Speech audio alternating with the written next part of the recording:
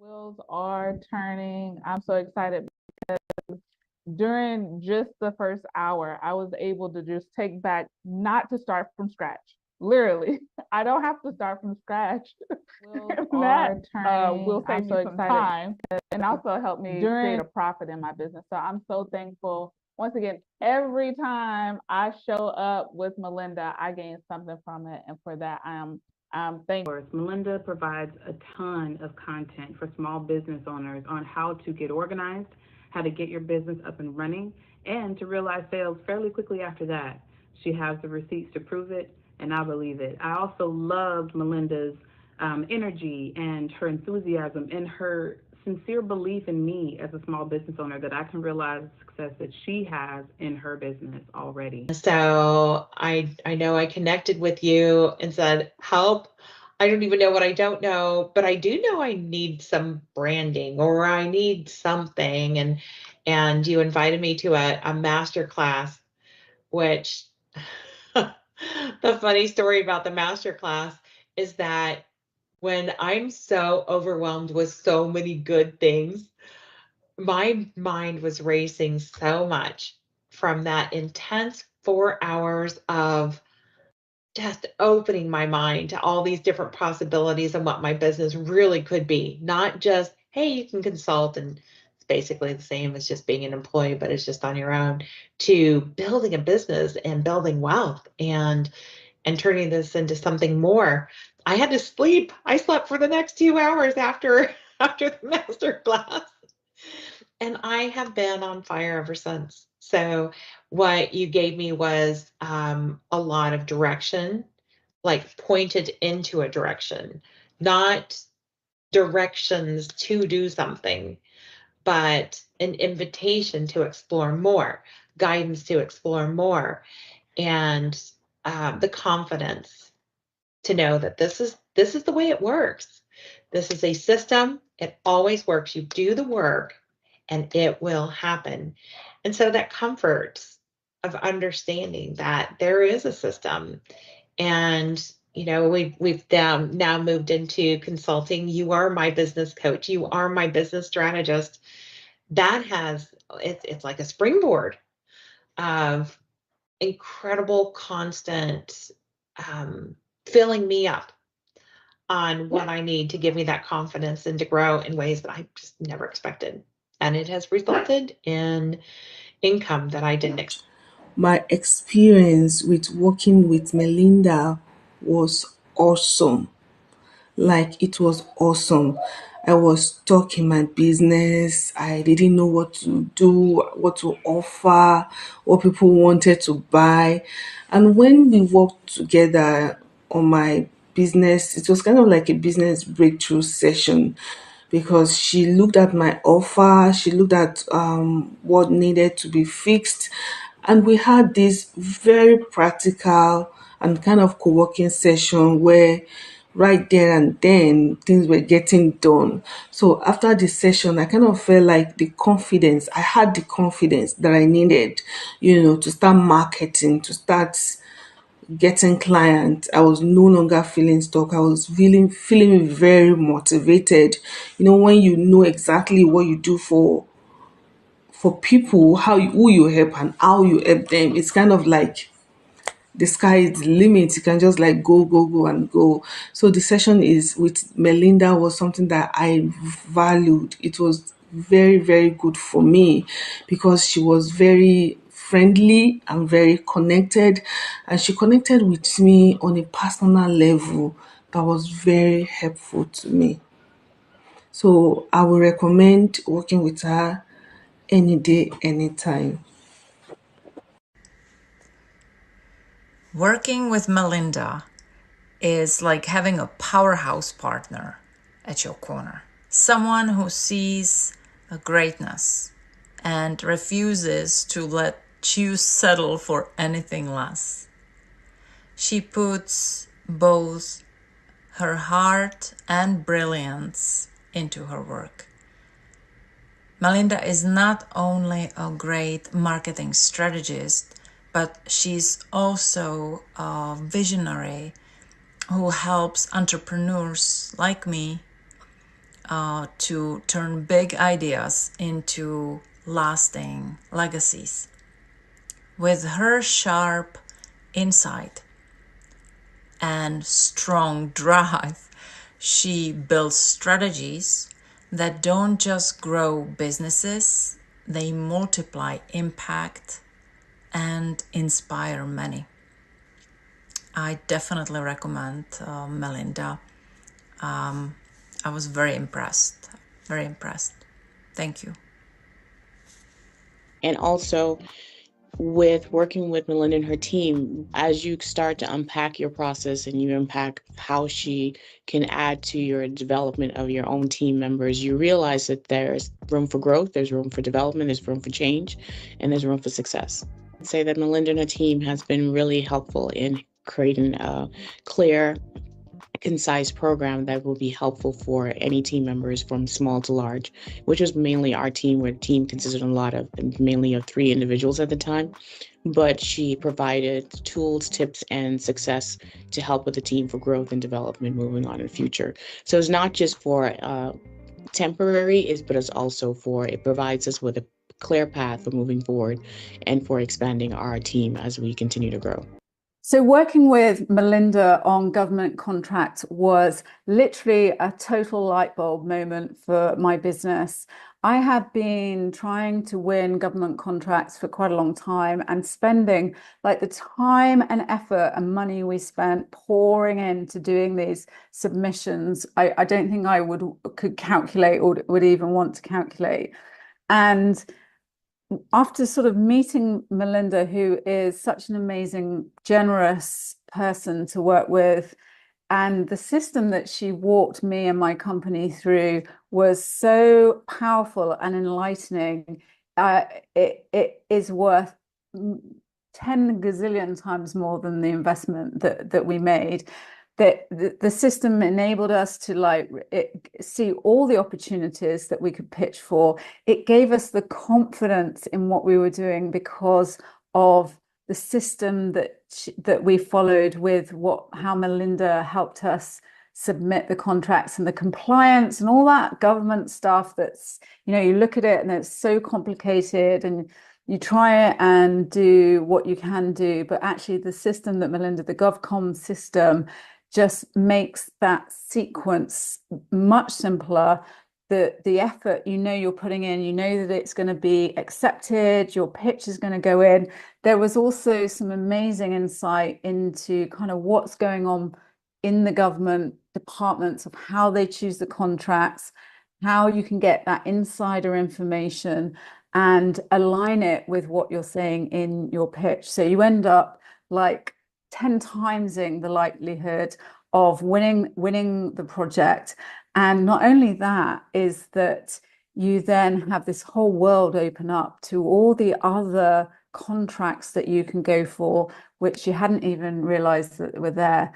So if you're thinking about government contracts, or even if you're already submitting proposals and trying to win business with government contracts, I would definitely go for GovCom, because it makes so much sense. It makes sense financially, it makes sense time-wise, and Melinda and her team, I have to say, are a pleasure to work with.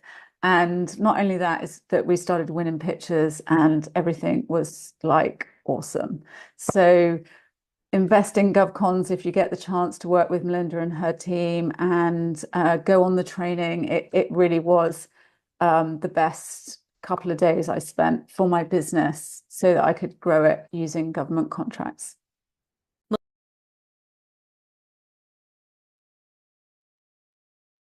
Good morning, everybody. Hello. Good afternoon too, because I'm sure there are people. Where's everybody from? So that I can salute you properly. Just go ahead and put in the chat. Good morning. Good morning. Orlando, let's go. I'm in Orlando too, Lynn. This is amazing. I love this. New York City, NYC, let's go. Wayne, hey, what's up? Tampa, Mickle. Is it Mickle? Am I saying that right? Orlando, another Orlando. This is awesome. I'm so glad to know you guys here in Orlando. We gotta do a Orlando meetup or something. How about everybody else? How about everybody else? I just feel like this is gonna be so much fun. and an opportunity for me to pour into you and help you grow your business exponentially faster than you ever thought possible with government contracts. This is going to be a lot of fun. I'm really excited about this. So let me just see here. I think I could do a pin. There you go. All right. So now I can see me. If you, how many of you guys are just like really excited to learn something today about government contracts? You can go ahead and just say a me in the chat. I have a lot of energy because, can I just be real for a second? Can I tell you why government contracting for a moment? It's okay if I just tell you. Let me know. I don't know. Okay, I'll tell you. Okay. So here's the thing, y'all. I'm going to start with heart. I usually don't start with heart, but I'm going to start with heart because that's what I feel like it's on my heart today. There are so many businesses that are struggling. And what I see and what my clients have seen is that there is money everywhere. There is literally opportunities everywhere. And a lot of times it's just the lack that we're focusing on. We'll talk later about that, but truly why I'm doing what I'm doing, why I'm focusing on government contracts is so that I can just tear down this thick veil that's been there forever, where people are just afraid of the word government, and to actually let you see how easy and straightforward and simple this process is so that you can grow your business. Literally, that's how, I mean, truly, this is from my heart to yours. I just want to make it simple. I just want to make it easy so that it's not that you're working harder. You're making it so that you can just grow your business how you decide to grow it, like giving you full autonomy. So I just wanted to say that. Okay. That was on my heart, and I just wanted to say it and share it with you before we get started. So let's get started. Hopefully you have something to write with and write on. Thank you so much. And we're going to go fast. We're going to have a lot of information being given to you. Now, what I'll tell you is how I like to teach. I like engagement. So if you can put your camera on, I love the engagement right now. You guys are doing amazing. Continue on. Get excited about this. This is going to be so much fun. Thank you so much for y'all like just showing up, because that is how I can serve you more. I can serve you more. Okay, we're going to have time for Q&A throughout the session today. And we're going to also do some takeaways because I'd like to hear from you. Like, what are you struggling with when it comes to government contracting? What's like the thing that when someone says you should win a government contract, you should do government contracting, and you're like, yeah, I should. What is that first thought do you have? What is causing you to stop and delay this opportunity from changing your life and your business? And so we'll have some time to talk about that just later on, and we'll pause throughout the session so that you get a chance to ask those questions and share that insight. Now, the last thing that I'll say before I go right into today's session is that this is a safe space. Okay, this is kind of like coming into my living room or my house. So I welcome you. I have tea, I have soda. No, actually, I don't have soda. I don't drink soda, but I have tea, I have water, I have coffee. I can make you some coffee, whatever you'd like. I want this to be welcoming and warm. However, if there's some haterade, you have to go, and we will take care of you, because this is a place where I want to make sure that everybody feels good and safe to ask questions, to engage, and to build connections. Previously, I've done this masterclass, I mean, over 24 times. And a lot of times, actually, the contractors or like the business owners in the chat are like, oh yeah, let's do that one. Like, I think I saw an opportunity, like this partner. I love that. That is just like what I want to happen, is that level of safety and feeling like, man, this is opportunities that are everywhere, because they are. So let me know in the chat, what is your business? Tell me what you do in your business. Let me know how I can make sure to tailor this and speak specifically to your services in your business, because that will help you get even more out of today. All right, so what I have to tell you is that this is not going to be another masterclass. You sign up, and they really didn't teach you anything, and they really didn't tell you anything, but they just sold you stuff.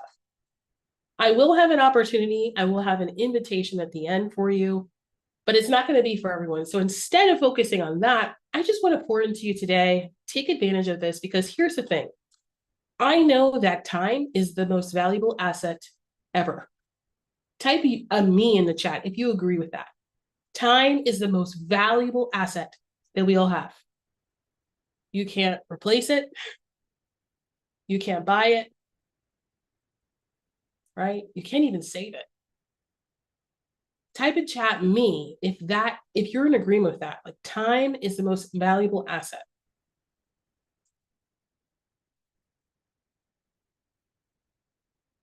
Awesome, awesome. Okay, we got coaching, executive, one-on-one living, fearless. Love it. Husband and wife, duo, team, powerhouse, awesome consulting firm for businesses, nonprofits, and individuals, where we assist with program development, training, workshops, speaking, and freelance work. Love it, love it. Y'all are busy, busy. Awesome, awesome. So first off, let's go ahead and just y'all are doing great. Thank you so much for playing all out today. I want to share with you that asset time is the most valuable, because I want to make sure that you know, and I know, that we're going to take this time together very seriously.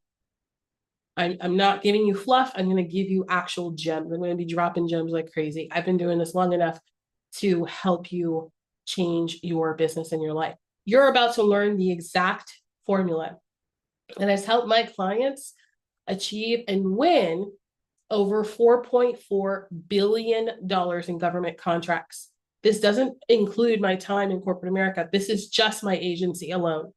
Our industry win rate for our agency is 74%. The industry average is 23%.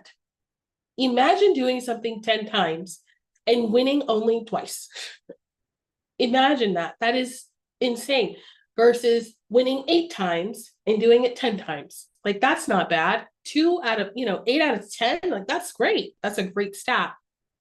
Ooh, okay. Consulting on growing businesses, self-defense, love it. Public speaking, all levels, and wife does book writing. Awesome. Public speaking, ghostwriting. Excellent. Excellent, excellent.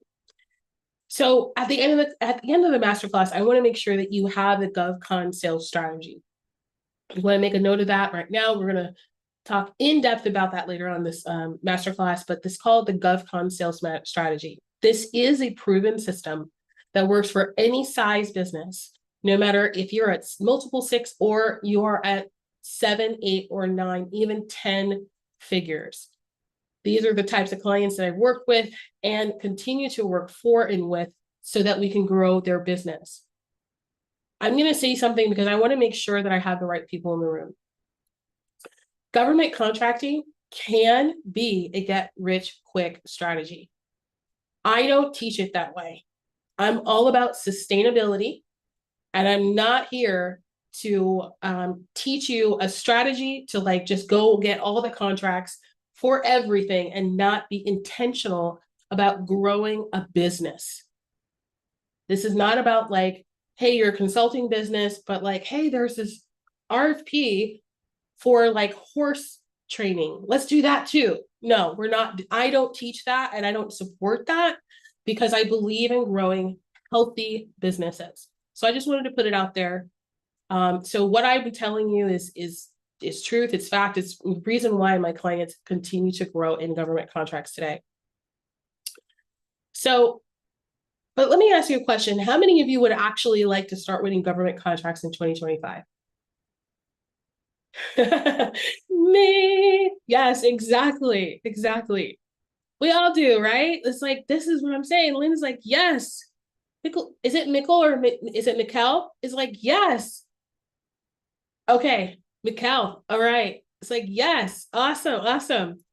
Excellent.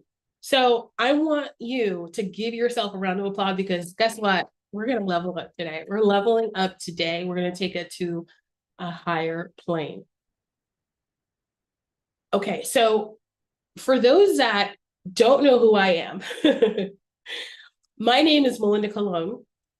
I'm a government contracting advisor. I've helped my clients achieve over $4.4 billion in revenue, helped them stabilize and grow their businesses. And I created this billion-dollar blueprint called the GovCom Sales Strategy. And it has transformed not only my life, but it has transformed the lives of my clients. And I actually have created this amazing proven system and can deliver it into one VIP day for my clients that I charge $150,000 for. But instead of charging you $150,000, I'm just going to give you the system for free today. I'm just going to give it to you. So that's why I want you to lean in and listen in and take notes and ask questions, because I want to make sure that you get everything you need. We're going to go step by step through this formula. So if you're excited about that, give me excited in the chat, just so I know we're all on the same plane.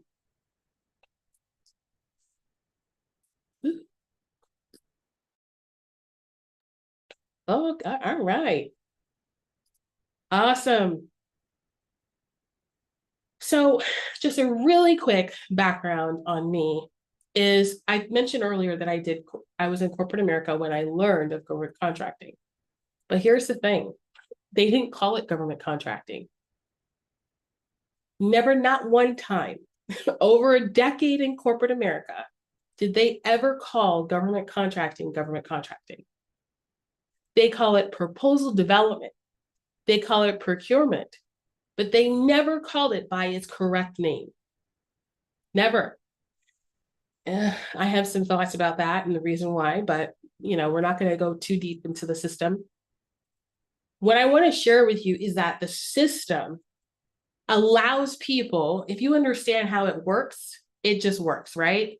Like there are just laws, like universal laws that just work when you work them. But if you go against the laws, what happens? Life gets really hard.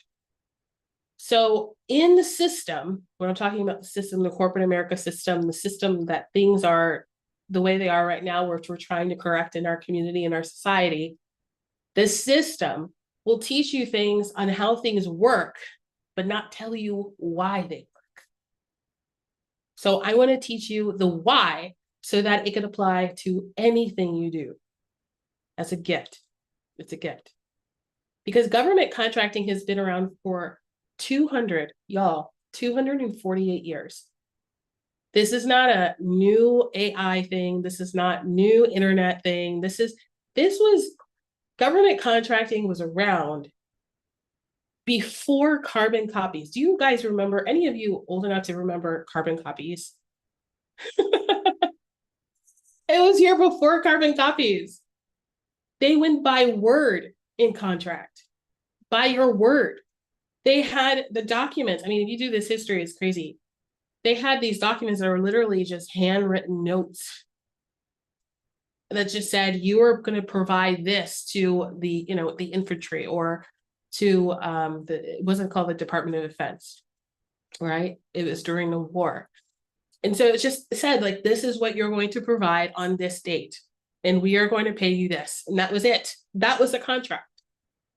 And so it has obviously evolved into complications that it appears to be complicated for most people, because we don't learn that in school. It's really interesting. For the most of us, we were taught to go to school, go to college, get a job. We were never taught about government. Like, we know government from the media. We know government, right, from that lens, but we don't know how the whole system works, how it's fed, and what it does, and the regulations and rules that are required to it. So I really thought about this, because early on in my career, I was like, why doesn't anybody know what government contracting is? When I tell people, oh yeah, I do proposals. I do hundreds of proposals a year, ranging from 150,000 all the way to hundreds of millions of dollars, winning exponentially more than any other proposal strategist in my company. And even partners, other contractors, other companies knew of me and would race across a room to say hi. Like, this is the level of expertise that I want you to have, and I'm going to give it to you. I'm just going to deliver it. Have you ever worked so hard to prove yourself to your clients and you're afraid to set boundaries? You're like, just give it to them. Just let it happen. That's just what they are. That's just who they are, right? Just all of these thoughts. And I'm here to tell you that I thought that for a really long time until one day I was with my boss at an executive partner's office, downtown Atlanta, on the 50th floor in this beautiful glass building overseeing the entire skyline and the new stadium. And the executive partner says to me, just come work with me. What would it take for you to work here? In front of my boss, y'all. How many of you understand that level of like anxiety? No, he's got to be kidding. Oh, you're so funny. Let's just laugh it off. But that's when I realized that I had something really powerful. And it wasn't in a book. It wasn't in a guide that I learned from. It was from blood, sweat, and tears. Literally, all of it. The pressure from working harder and harder and harder in your business, in my business, it doesn't work. When we get to a certain level of success in business, yeah, you can keep feeding it, right? You could keep fueling it. But after some time, because it's larger than what it was before, it requires something different in order to sustain, in order to grow. And what I want to share with you is that this strategy, government contracting, is a way to grow exponentially easier than what you're doing right now. Hands down.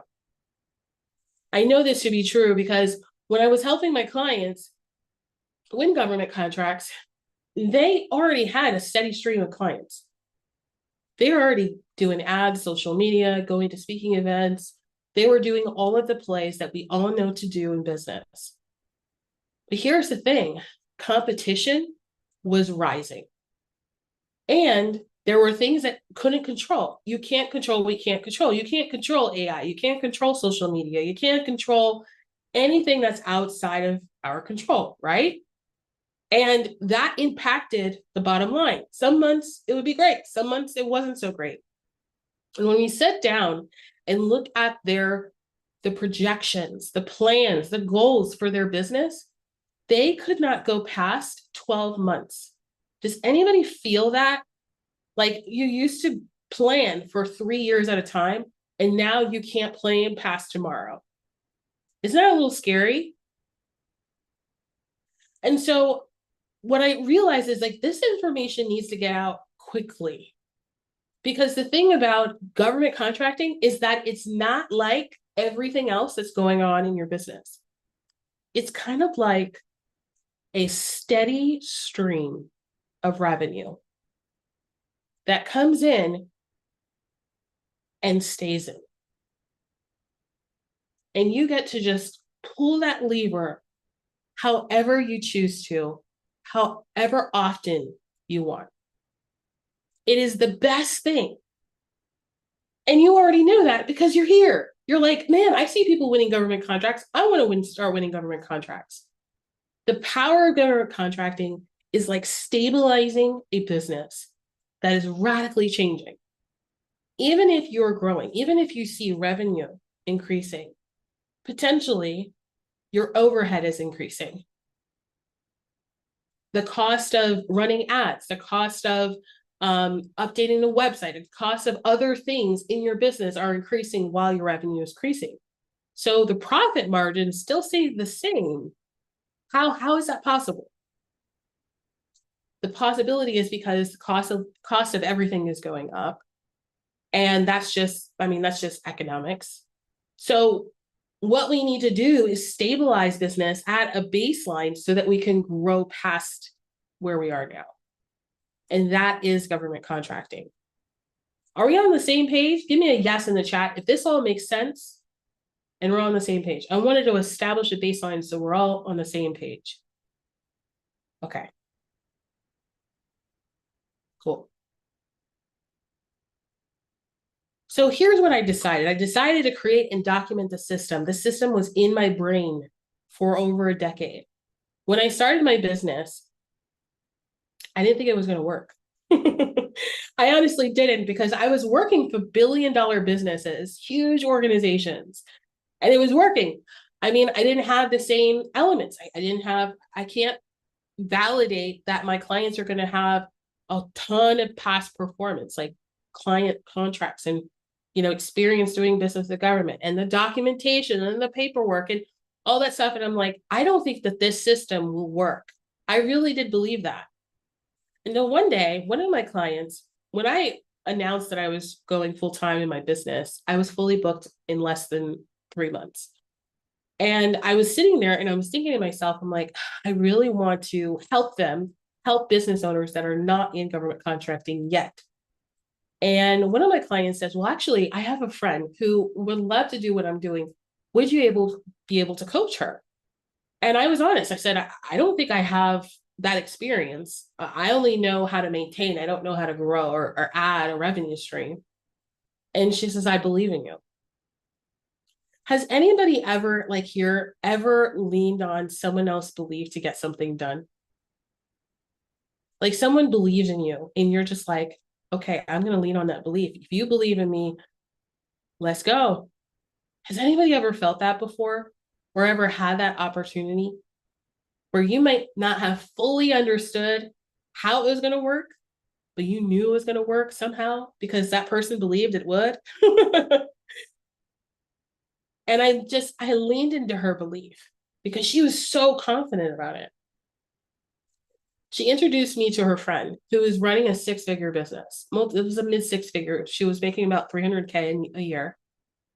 And she was just doing everything that everybody, the interwebs teach you to do, right? Full marketing, do social media ads, email marketing, all of the things. And she was so stretched for time because the majority of her time was dedicated to marketing, not sales.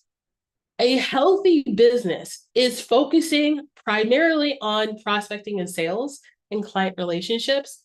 Marketing is how you get the data to respond back to the marketplace. It's like marketing is a conversation.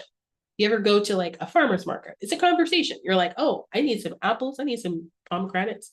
And you pick those elements, and those that own those stands know now, okay, that's in demand. So now I know how to sell those the next time I'm at the farmer's market because they're in demand. Sales is really important. So I'm thinking to myself, all right, well, where do we even start? She's at 250, 300,000. I want to help her land a contract, just one. If I can do that, that'd be great. We used my system. She was my beta test. And 5 years ago, I can't believe it goes by so quickly. And she was my beta test. She did exactly what I told her to do, step by step. And y'all, she won her first contract.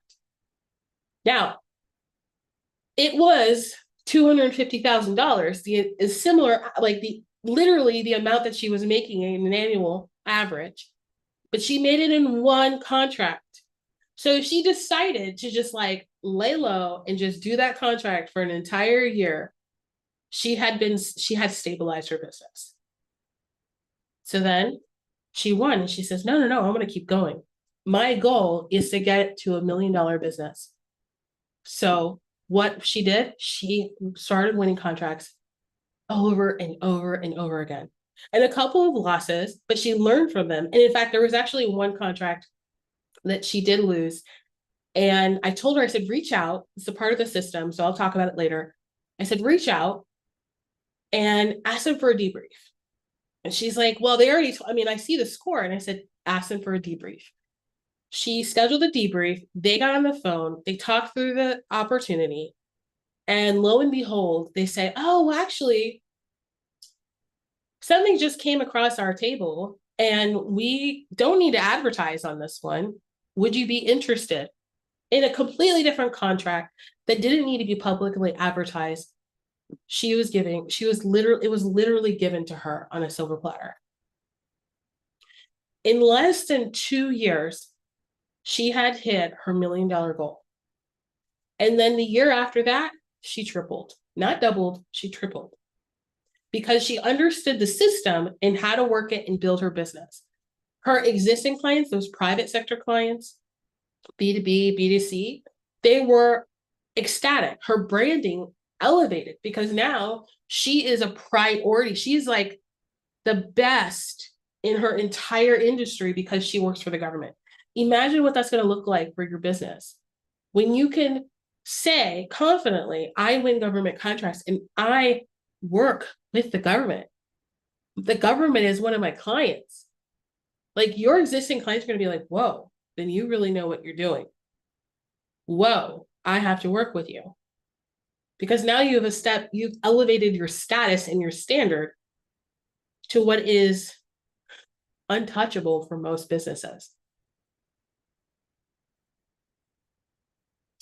So I want to show you, something.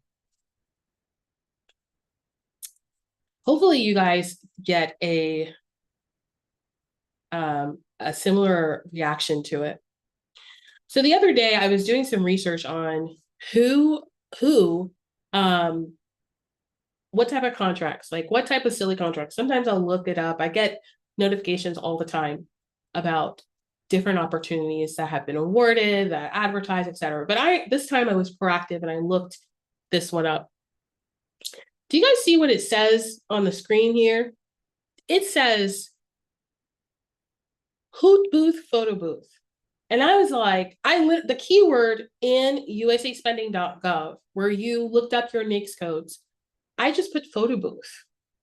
I was interested in inviting a wedding photographer to this masterclass. And I thought, well, I want to make sure that there is something that they can sell to the government that they're already doing in their business. This is a contract for $43,211 for a photo booth. The term of the contract, if you can see here, the term of the contract is from September 2nd to September 29th.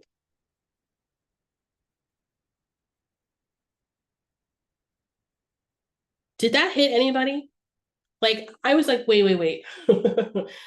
I know the government buys like food. That's a given, right? I know they buy clothing and cars, and I know they buy websites and advertising and copywriting and consulting, bookkeeping. I know this, but they buy photo booths. Excuse me. They buy photo booths. Here's another one. Oh, there you go. I went ahead and I did a quick search in USA Spending, and I wanted to see how much was the government spending on bread?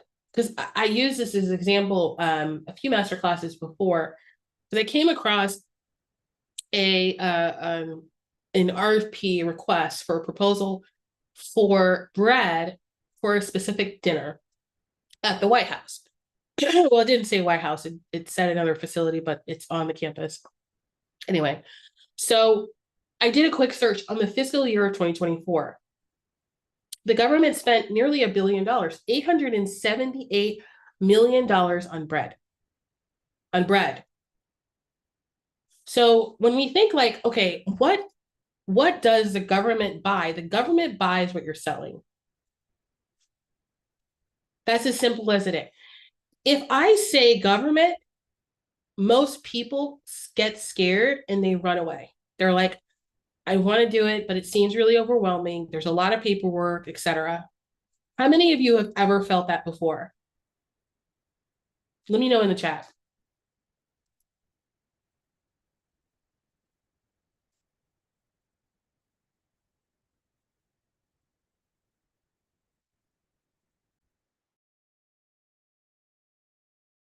Right. There's a lot of paperwork. There's a lot of bureaucracy. There's a lot, right? It's like, how do you get in? It's going to be so hard to get in. Now, let me ask you a question. How many of you own a car? You've bought a car or leased a car?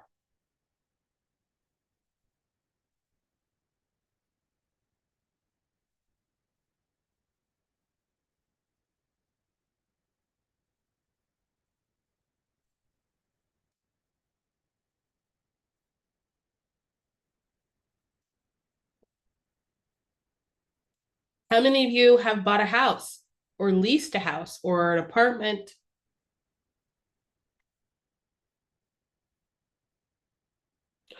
How much paperwork did you have to do? You already knew. Like, they gave you the date that you had to sign all the paperwork and you just blocked out your entire calendar. You're like, I don't know how long this is going to take. Am I right? You're just like, I don't know.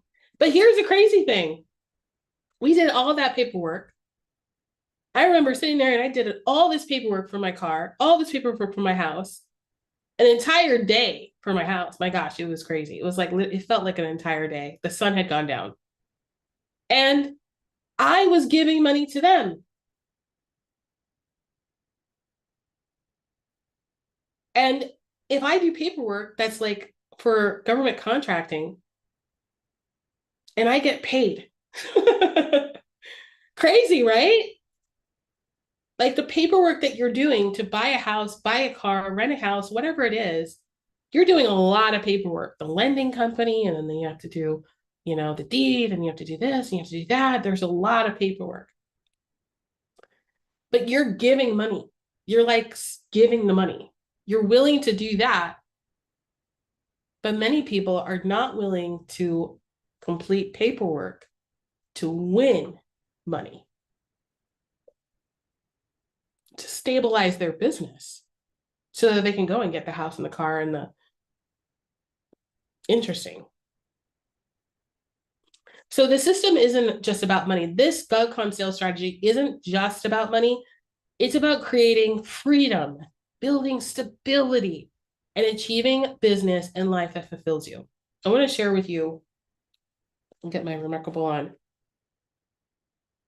BD Dubs, if I had an affiliate link for this thing, I'd totally share it with y'all because I love my Remarkable. Here it goes. And I learned this from Myron Golden. He taught on this. It's called the 4 levels of value. And so they look kind of like a stair step. And it starts with imagination at the bottom. Oh, excuse me. Nope, I am incorrect. It starts with, my notes. Yep, implementation. Wrong I word.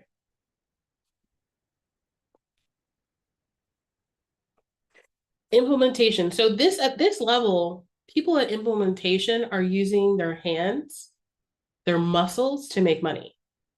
People that are using their hands, their muscles to make money are like painters, contractors, nail salon, right? Landscapers, bakers, right? They're just using their muscles to make money. And here's a lie that they teach themselves is, they've allowed themselves to learn is that working harder equals wealth. Working harder equals wealth. On average, study shows that they're capped at around $80,000, between $50,000 and $80,000. Now, then there's unifiers. At the unification level, these are managers. How many of you have ever managed people before? It's okay. A part of this masterclass, you receive a free therapy session. I'm just kidding. But as a manager, you take on a lot of responsibility, right? You have to you have to oversee their work, and you have to make sure that everything is working. And if, God forbid, which always happens because everybody's human, there's a moment where people are human and they just need someone to listen to them need a moment to be acknowledged, right? It becomes a therapy session. And it's a lot of work. Unification, people at Unification are in golden handcuffs. You ever heard that before? So they're making decent money, about $500,000 or less, anywhere between $100,000 and $500,000. It's not bad. It's not bad, but here's the thing: you've given, like, people at Unification level are giving their entire life for money. They're exchanging time for money.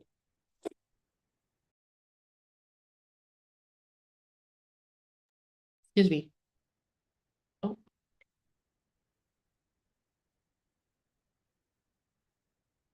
Okay.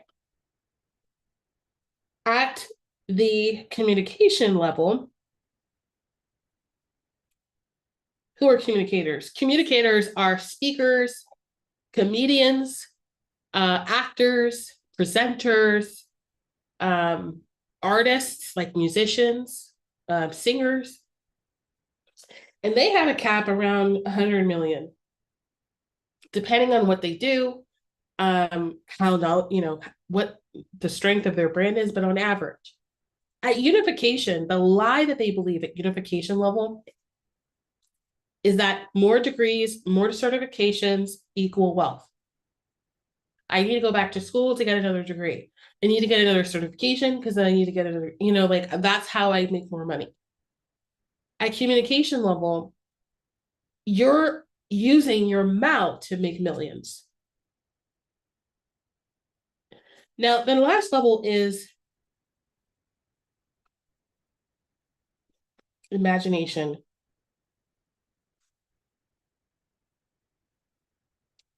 Can you tell me in the chat, what do you think the limit or the average income is for people at imagination level? These are people that come up with ideas for things that don't even exist. Elon Musk, Walt Disney, Steve Jobs, Jeff Bezos. Like, these are things that just never existed. Well, you got it. Unlimited. Infinite. Most people stay at level 1 and 2. Broke people, people that are burnt out, you're like, okay, well, Melinda, I'll just keep doing the same thing because it's working and it's worked in the past. How many of you know that the things that got you here won't take you to the next level? So we're going to go from 1 and 2, and we're going to get to 4, 3 and 4, because that's where the money is. That's where the time relief is. That's where your time is. Literally, it's sitting at that level, waiting for you. Wealthy people will jump straight to 3 and 4 as fast as they can, because here's the takeaway. It's not about working harder. It's about working higher. It's not about working harder. It's about working higher. You've ever noticed like an influencer or somebody on social media, or maybe in the news, and you're like, where did they come from? You're like, wow, they're growing so fast. Like, what? Their net worth is what now? Like, oh, well, that has to be because how they were raised. Or that has to be because where they went to school. I don't know about you, but when I was doing research on millionaires and billionaires, the majority of them never held a college degree. So wealth isn't attracted to hard work. Wealth isn't attracted to my effort. Wealth isn't attracted to long hours. Wealth is not attracted to stress. Wealth isn't attracted to overwhelm. Wealth is not attracted to being chained to your desk all day. Wealth is attracted to working higher, not harder. So how many of you are just tired of working so hard on what's already not working? So just stop working so hard. when you get started with winning government contracts, you're going to get rid of a lot of stress, a lot of overwhelm. We're just going to quantum leap straight to level 3 and 4. We're going to start submitting proposals that are going to win, that are going to allow you to stabilize your revenue, allow you to create systems that are going to be optimized to a point where you don't have to actually be hands-on at all. That sounds amazing. You start making money because you start thinking at from a communication and imagination level versus how do I exchange hard work and managing people into making money. We, like all of us do it, because that's how we're programmed. We're conditioned to believe that that's the best way, the easiest way, the smartest way to grow a business. You know, when I hear people say that entrepreneurship is hard, it is hard, 100%. But I believe that the hard is actually getting over or breaking away from this conditioning that we've all been built into us from really small. Someone told us that life had to be hard. Someone told us that, you know what? No, you can't be creative. You can't have an imaginary friend, or you can't have imagination ideas, or don't stop talking, or, you know, and just shut us up. And that's literally where wealth is at our natural state of life, where time is, I mean, more abundant, where life is more abundant, where the giving is more abundant. And we're not exchanging time for money anymore. And the coolest part of all of this is that your clients will be the ones who are most grateful. They're working with the authority in the industry, the business that does business with the government. What? Talk about upgrade, status upgrade. Your clients will be the ones getting the results the fastest because you've packaged it in a way that sells to the biggest business owner, or excuse me, the biggest buyer of services and goods in the world. This is what happens when you deliver so much value. Type work higher in the chat if you're ready to stop working harder and you're ready to start working higher. So let's go. Wealth isn't attracted to hard work or stress, y'all. It's attracted to working smarter, higher, and with intention. Imagine working less, making more, and having the freedom to focus on what matters most. Doesn't that sound better? Oh, but I know what happened when I said that. It can't be possible. That's conditioning. And we're going to break it today because I want to show you the system. So we're going to open it up for questions soon, but I want to give you a preview of what's coming next. I'm going to walk you through the entire system that I've used to help businesses win billions of dollars in contracts. The system is the GovCon sales strategy, so you want to make sure you have something to write on and write with. I'm going to give you the whole thing. This strategy is going to revolutionize how you approach government contracting. But first, let's hear some questions. Who is ready? Go ahead and raise your hand in the chat. Use the heart emoji at the bottom to raise your hand, and I'll unmute you and in chat.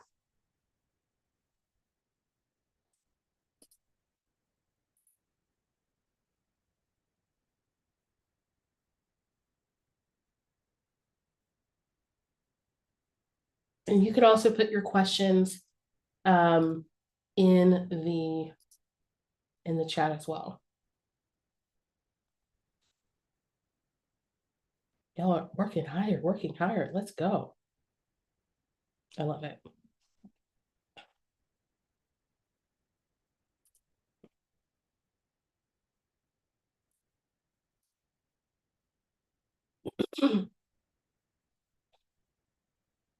Does vets get a preference when bidding?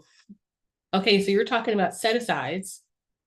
And the answer is there is a set-aside pool of business for small businesses, and the answer is yes. The short answer is yes. There's a way to do it, and it's really actually simple, straightforward. If you're not certified already, you'll just get certified as a veteran-owned business, And well, I'm actually going to talk to you actually and prepare what that looks like and walk y'all through that. Great question. Let's go, Mikkel. All right. Wayne says, so you refer to USAspending.gov for research. Is this where you apply to new contracts as well? No. So there are a lot of websites, and I actually show you in my program, but I actually show you how to do it the easy way. Because, and we'll actually cover more about this in the prepare step 1. Wayne, great question.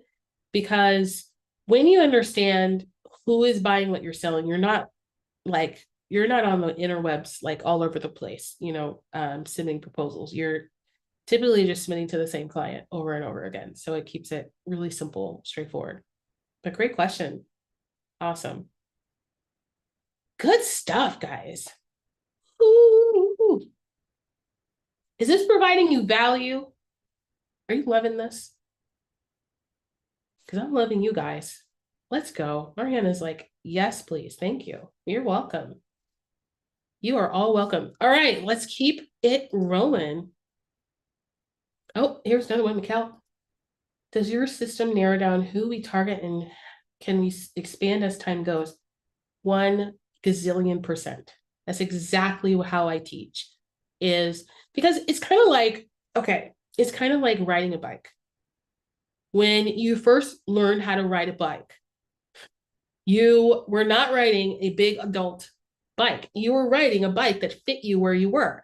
And as you grew up, you got a bigger bike, right? So that's how I teach, is where you are in your business, and we help you create a plan that's going to be inserted into your existing business plan. And so it can grow with you, and you can do whatever you'd like, and sky's the limit. Awesome. Awesome. I love it. Okay, good. Great, great, great. All right.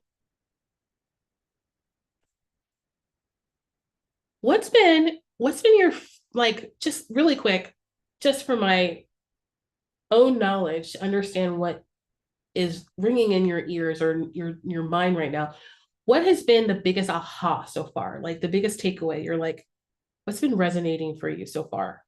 Just go ahead and let me in the chat. You can raise your hand. It's okay. Either way works.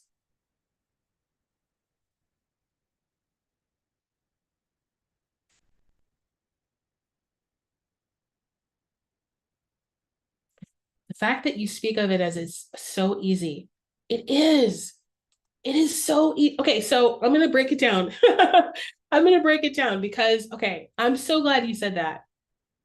That I'm doing my job. Okay, so a government contract is a contract. It's a contract. How many contracts do you write a day? You accept a day. If you go to the grocery store, that's a contract when you get a receipt. When you actually get an oil change, that's a contract. You're accepting that they have delivered on what they said they were going to do. When you're running your business and you do business, like if you're doing money, you got contracts. And even if you're doing low ticket, you should still have a contract, because you're saying, I agree to do this and you agree to give me money for what I just did. So a contract is so when you hear government contracting, people just go straight to government and they're like, ugh. But contracting is just contracting because we do it every day. That's what the system wants you to do. They want you to get stuck on government. But I mean, like, if I just said, let's just talk about contracting, you'd be like, oh yeah, I do that every day, right? Isn't that insane? Just one word, the power of words, y'all. Woo! Oh my gosh. Mikkel, you just warmed me right up. I'm just like so excited. And okay, well, my experience is with the gov have been mostly not good. I get it. It conditions us. It does. Yeah, because, okay, let's talk hard again. So can we agree that there are some not so good people out in the world? Can we agree that there are some really great people out in the world? Now, are we, like, when we forgive, that's actually, that's a power move for us. So anytime that there is, because when we're in fear, we actually give energy away. This is scientifically proven. This is not woo-woo. We're actually giving some of our energy away when we're afraid.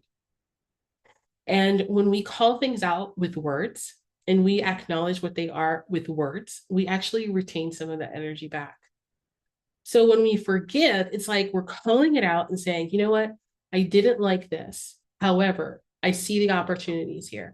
Oftentimes I hear my coaches tell me, and I'm in different masterminds, and oftentimes this comes up. It doesn't matter if it's government contracts. It's like, it's just business, right? You have a terrible client and they just treat you like awful. I mean, it's happened to me. I've had to fire some clients, man, in my agency so fast with the love of the Lord, just all the blessings, but they just could not be around our team. Because why? Because I still love them. I want them to get what they need and what they want in life. I just can't be the person who does that. However, doesn't stop me from being a business owner. It doesn't stop me from serving other people and doing business with other people. Because I can't say that every client is going to be as bad as that one. It's just that client. They got problems. So government contracting is a world. Y'all know it's a world, right? It's a world. So when one or two people or a group of people or an agency or department, a system, right, that's ran by human beings that are all broken, we're all broken. That's the challenge. The challenge is trying to overlook, go around, or deal with challenging people. The system, it's complicated. It is complicated. Government contracting isn't. They're required to do business with small businesses by law. Billions of dollars of business, hundreds of billions, 800 last year, fiscal year 2024, I believe it was 868 billion. So they have to do business with small businesses. It's not like your existing clients who are like, I'll get back to you. I got to check my budget. I don't know if I could do that. The government's like, this is what we need. This is how much our budget is. Who can deliver it? And people just raise their hand, me, and then they just deliver it and you're done. You just get the money back in, because this is a part of just circulating, just it's a part of our economy. It's circulating money into our economy, back into the economy. So if it's your money, it's your tax dollars, why don't you just go get it? Just go get it. Because what that situation was, it can't stop you from being great. It's just that situation. So good. Okay. Whew, that was awesome. You guys are awesome. You guys are awesome. All right. We're doing some really good time. Okay. So let's just be really real. Because there's a lot of people who are doing government contracts and don't have a system. And they are in chaos. And you know what? In fact, I'm going to tell you, they are the loudest ones saying that government contracting is difficult because they're not doing it right. How many people like, I mean, imagine right now, think back to something in your life, some situation. I could think of like so many family gatherings where someone's like, that's not how to do it. Oh no, that's not how to do it. Da, da, da. Nobody wants to look at the instructions. No one wants to look at the recipe. They just want to argue about, how much milk to put into it. But if we look at the instructions, the system, and we follow it, then we're more than likely going to succeed. We're going to achieve success. Does that sound familiar? Does that make sense? Y'all, are you guys resonating with that? Yes. Look at Grandma's ZT instructions. She put a lot of work into those instructions. Please follow them. Oh man, that is hilarious. So the struggle is real. The structure is what is going to relieve a lot of pressure, a lot of anxiety, and just simplify it. The chaos, the frustration, wasting time. If you don't have a system, all of those things are going to be true. When you have a system and you step right into it, like Mikkel said, it was like, is this going to grow with me? Absolutely. I don't want to teach you this again and again and again. I want you to learn it now so that you can grow your business however you choose to. However you choose to. And that's what's really cool about this. Okay. All right. Enough of that. Let's get into it. Let's get into it. I want to start with the step 1, which is prepare. Yeah. I'm going to go back to my Remarkable. It closed. Let's wait a second. Sorry, guys. So step 1 is prepare. There you go.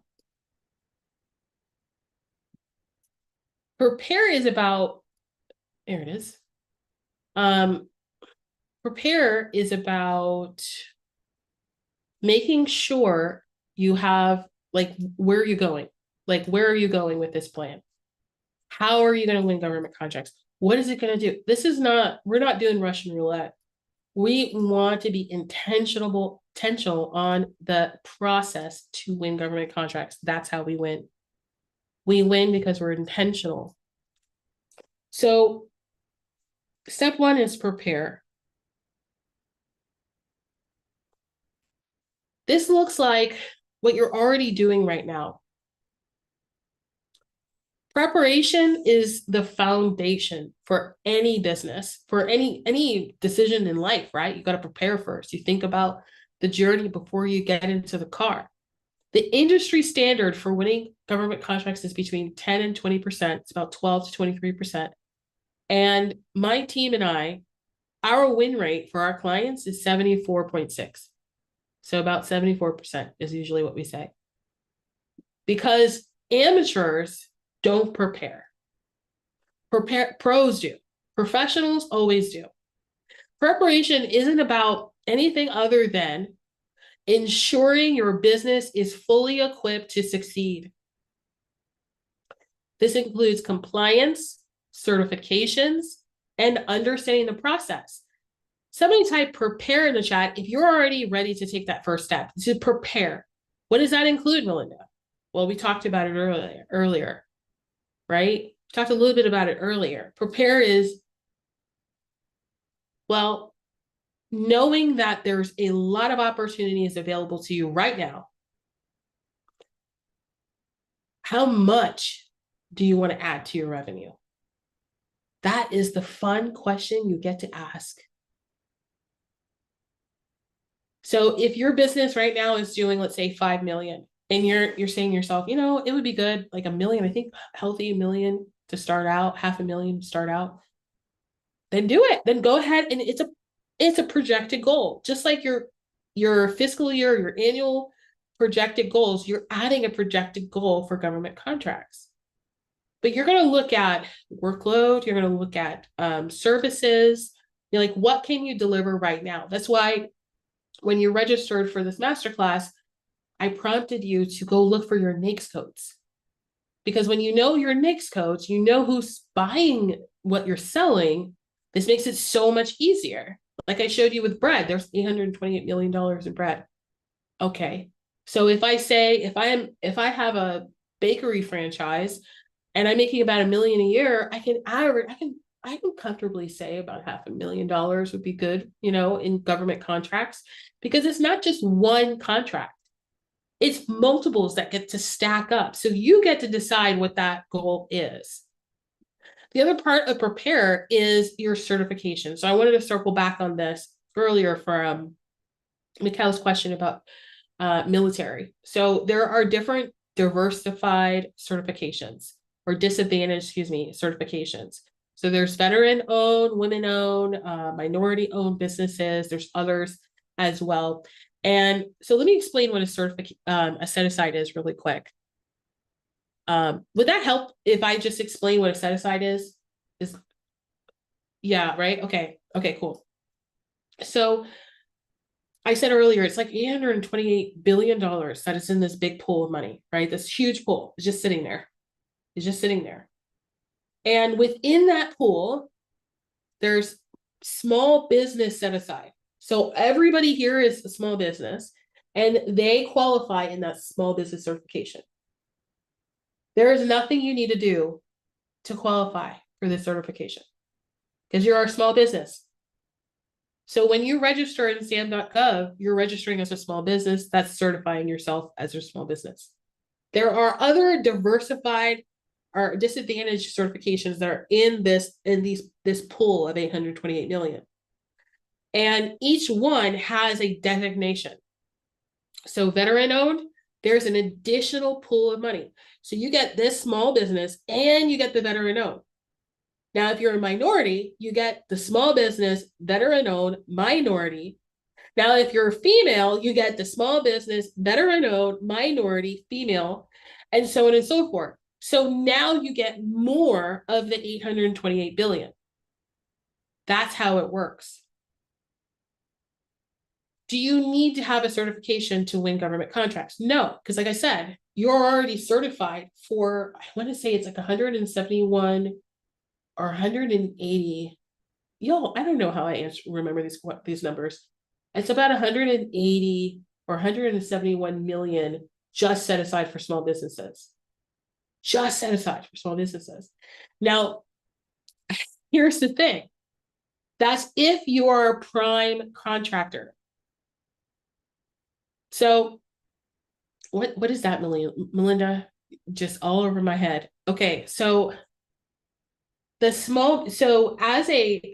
you are going to the government and saying, I'm going to deliver these services, you're going to own that contract. You're going to get that receipt for doing business, right? But if somebody does it for you, so going back to that is not a small business, then you could potentially add another pool of revenue just from other people or other businesses that don't qualify for anything else. So for, let's say, a big organization wins a government contract and they're looking for subcontractors. That's your way of indirectly getting into that pool of money that you typically wouldn't get into. I love talking about this. So a lot of people are concerned about that paperwork, but you see, if we are just signing our life away for the Bugatti and the new house and the motorcycle and the boat and we're worried about the bureaucracy, the red tape of government contracting, it's not balanced. So when we go over preparation, the prepare step of the GovCon sales strategy, you're going to start to see step by step what you need to do. Exactly what you need to do. No, like, okay, where do I need to go? That's the worst, going somewhere and you just get bounced around. You got to go to this, you got to go to that office, you got to go to this office, you got to go to that office. No, it's all in the step-by-step process in the GovCon sales strategy. Step number 2 is target.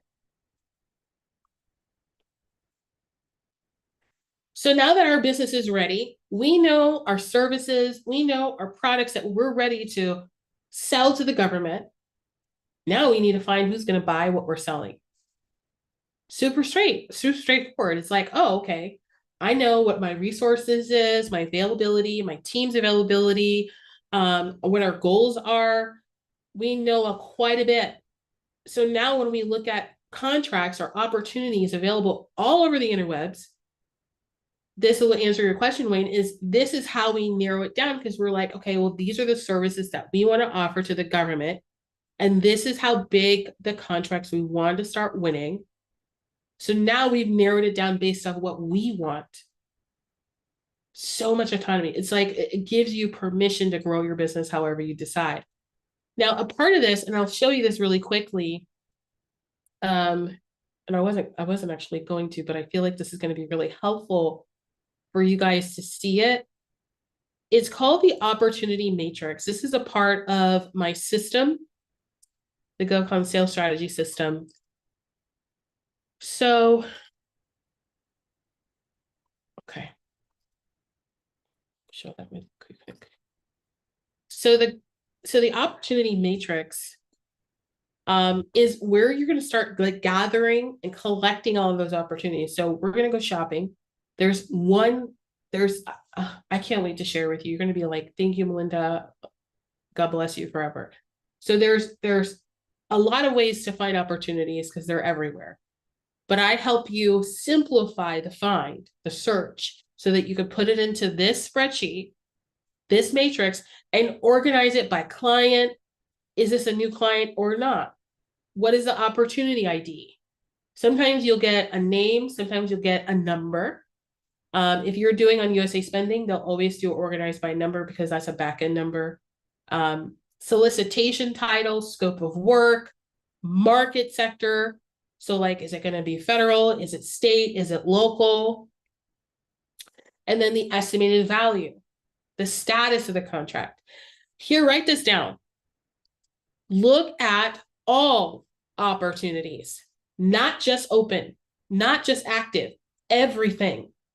You're not going to just look at what's available for you to win right now. That is the worst strategy ever. You want to look at the entire picture because this is how you prepare to win. If there's a contract that just was awarded, let's say it was awarded January 1st, and it looks like a 12-month term, and you're like, man, I really wanted that. Dang, I missed the deadline. Go look at the scope of work and go look at who won that contract. Because now you know who the agency is, you know what the scope of work, and you know who the company that won that contract is. Then you can go get that experience so you're ready for the next term. Because these contracts come back, majority of the time, they come back every term. Terms, what does term mean? Term could be a year. It could be every month. It could be every 3 years, 5 years. Imagine getting a contract for 3 years. I have a lot of my clients do that. They're like, we want to get the long ones. We want to leverage the long contracts. And that's the other thing is like, you just stack them on the other ones that you're winning. You just stack them, baby. Just like you're doing them now. Or you have more than one client. You're just going to have more than one contract because a contract is associated with a client. It's really cool. Does that make sense? Okay. So step number 2. Thank you so much, Mariana. Thank you so much. Okay, so step number 2 is target. Step number 3 is strategize.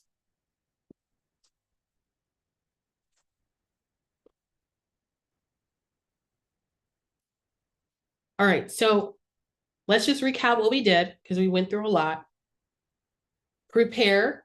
We got to make sure, what are we selling to the government? And what is our goal? Target.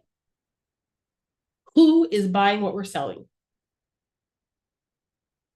Strategize. Strategize. This is where you position yourself to win. Because now you know who's winning, how much you're winning, and what to do to win. Like we haven't even talked about building relationships with clients yet. Isn't that crazy?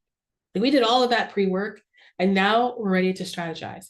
Okay, so this is another writer downer. The larger the contract, the more relationship you need. The larger the contract, the more relationship you need.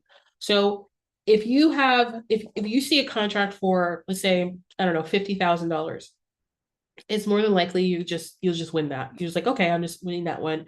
Get your feet wet, warmed up, and potentially just go from there. If you see a $1 million contract and you've never talked to this client before, you don't know anything about them, you haven't done your due diligence, it's less likely for you to win that contract, because you want to know what they care about the most. I'm going to share with you a few, is that right? Okay. So this is Mark and Ed. And they came to me in the Panorama, and they said, Melinda, we're going through some serious things. They're an established business, on the bigger side, they were at, I'm say about like 8 or 10 million at the time. And in profit. And the company was at about 30 employees, about 25, 30 employees. So decently sized, but still considered a small business. And they said to me, well, we just need to win as many proposals as possible. And our contracts, excuse me, one second. And I said to him, all right, so what's your strategy? Strategy? So you need to understand something about Mark and Ed. They came to me with no strategy because they were in panic. They were a partnership of 3.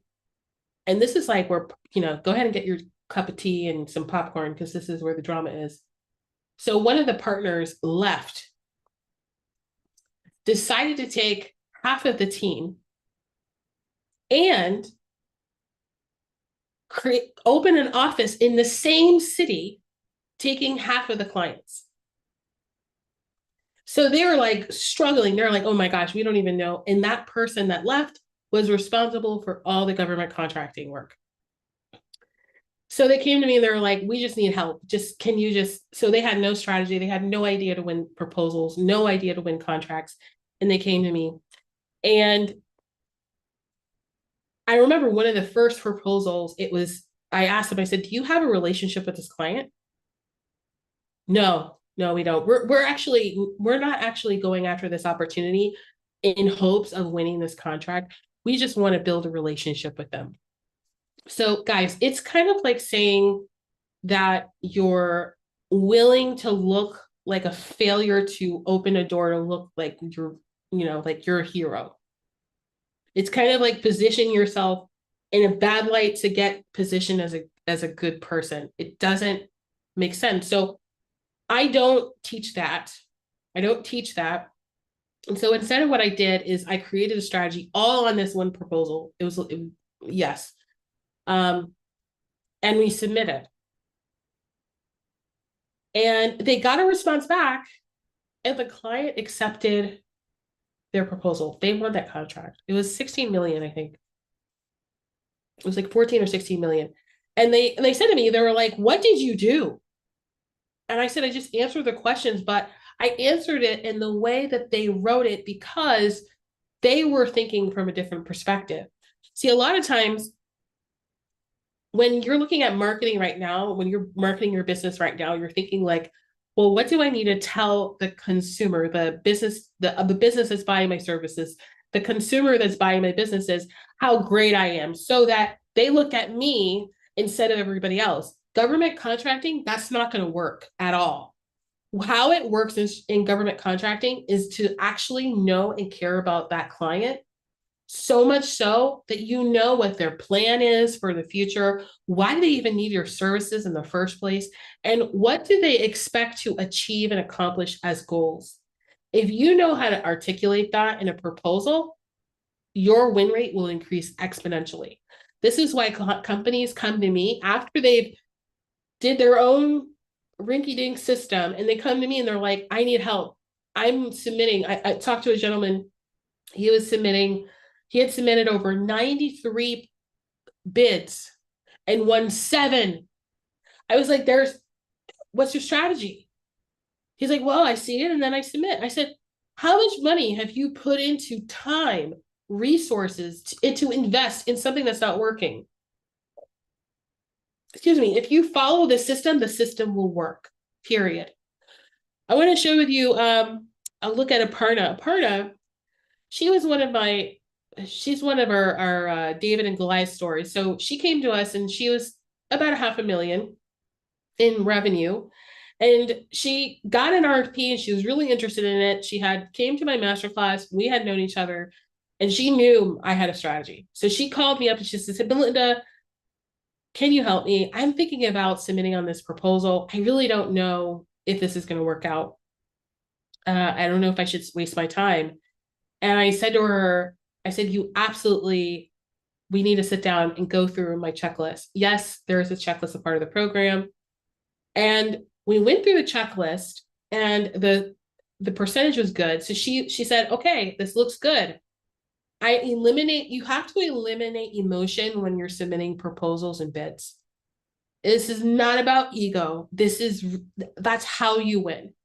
When you show up as the guide, kind of like the fairy godmother in Cinderella or Yoda, right, in Star Wars, when you show up as the guide, that is how you win contracts. That's how you win. It's so simple, guys. So she submitted the proposal with a full bid in, and she finds out that she won. It was a $1.4 million contract added to our $500,000 business. And what did she do? Did she work harder? No. She worked higher. Way higher. One contract and one proposal. And so what is that one proposal going to do for you? That one proposal, you can repurpose over and over again, tailoring it slightly, editing it, modifying it, but not creating an entirely new proposal, saving you a ton of time.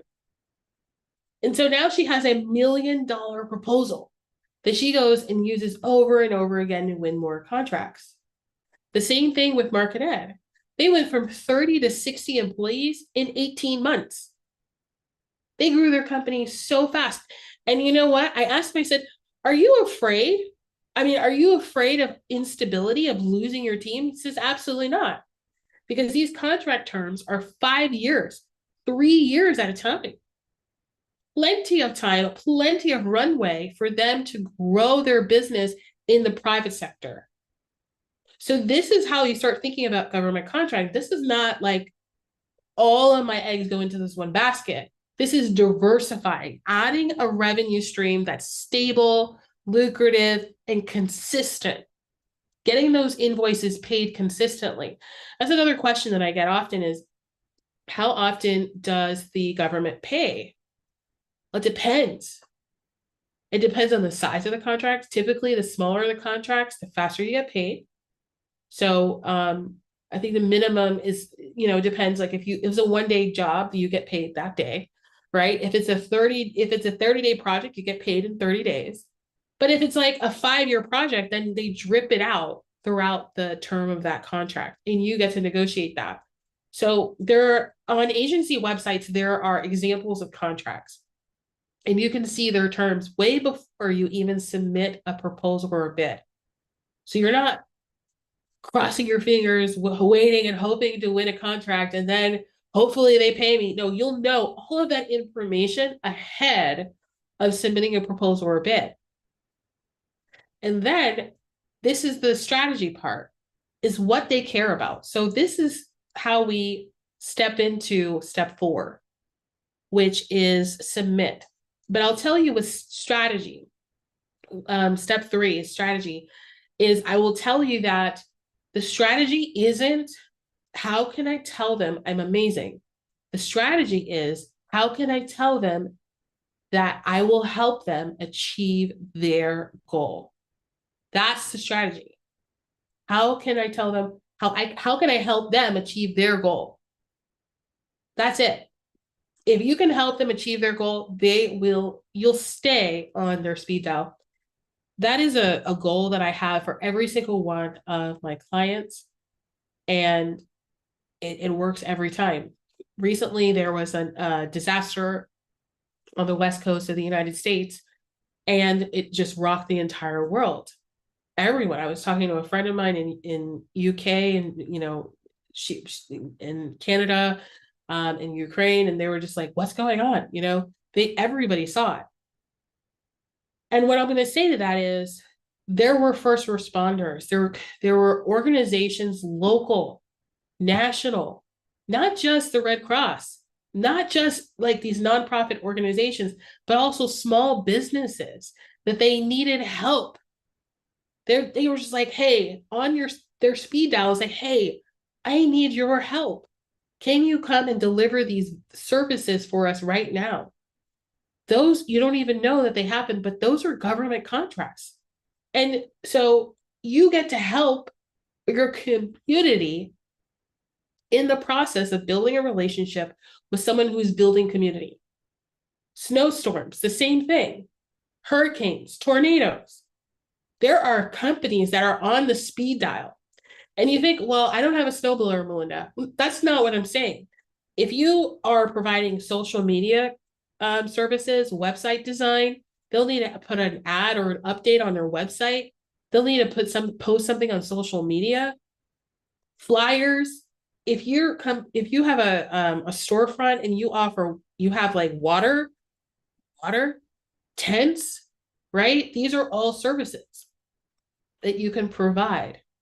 So the end game is building a relationship with the government, because this is a long-term play. Imagine working with the same client for years, building a relationship with them that grows your business, that changes your life, that transforms your life, that gives you more freedom of time and money, makes your team like so happy and exhilarated because they're like, I don't have to worry about not having a job because we do government contracts. I know this for 100% for a fact for my client Merck and Ed. The feedback that they were so happy. They're like, oh man, we got a contract. That's amazing. Congratulations. That gave them peace of mind because they were just welcoming a baby into the world. And they didn't have to worry about finding another job in 3 years, right? So this is what we're doing here. We're building a business so that we can help other people build a community, change and impact the world. Like this is, I know is big, but this is where we start. We start with baby steps into the greatness. All right, so we're gonna go ahead and take a 15-minute break. This is 11:33 East Coast, so let's circle back at 11:50. 11:50, and we'll continue on with the rest of the masterclass. You guys are doing amazing, and I'll see you in a little bit.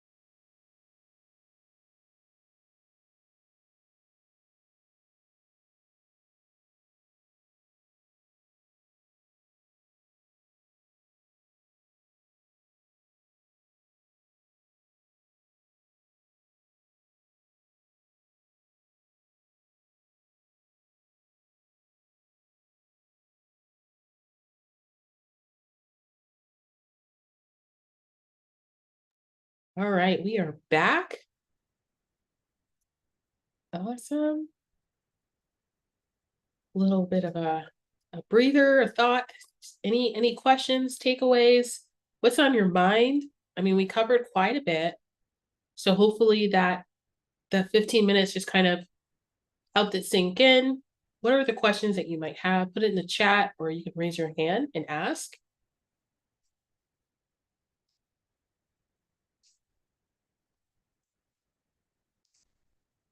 While you're thinking, I'm just going to recap really quick what we covered so far, because we covered quite a bit. So let's get the remarkable up again. Awesome. Okay. Ooh, that's even better. Much better. Okay. All right. So we covered prepare. So how do we prepare to win government contracts? We're always going to be thinking about the end in mind. How do we win government contracts? We want to prepare our business. We want to see what our resources are, what our services are that we're going to utilize, leverage to win government contracts. What is the past work that we've done? Who are the happy clients? All that stuff. We're also going to get certified because we want to get in as many pools as possible. And we'll talk more about that strategy. Target number 2 is who's buying what we're selling.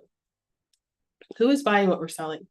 This is such a good question, because when you know the answer to who is buying what you're selling, it helps you so much not be all over the internet or guessing at guessing at who is going to buy these services.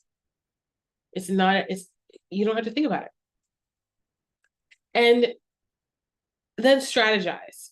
So what's really cool is that this system has to go in this order. It works best. The results are proven when the system is completed in this order. So strategize is about looking back and saying, okay, how can I help them achieve their goal? What is the system that I've created? What are the services that I've offered? How have I delivered it? What are the case studies that I could talk about? These are all things that we get to use so that you can tell the story of, I'm the best guide. I'm the best helper. I'm the best GPS to get you to your destination. It doesn't matter what you're selling to them. If you're selling a photo booth, if you're selling bread, it doesn't matter. You are still delivering value to them. So that means that you are still guiding them through towards that destination. It's kind of like, you ever seen the Olympics, and there's they're running, and there's like this baton pass, right? They have a baton and they pass it to the next person. The next person runs and then pass it to the next person. This is intentional. This is strategic. This is practice, because they know how far they need to take that baton, the client, to the next person, to the next step. Welcome back, everybody. So we're just really recapping right now. Any questions about anything that we've covered so far? Let me know in the chat. Feel free to raise your hand, all that stuff. All right. What happened? Okay, good. Okay, so let's move on to step number 4. So step number 4 is submit.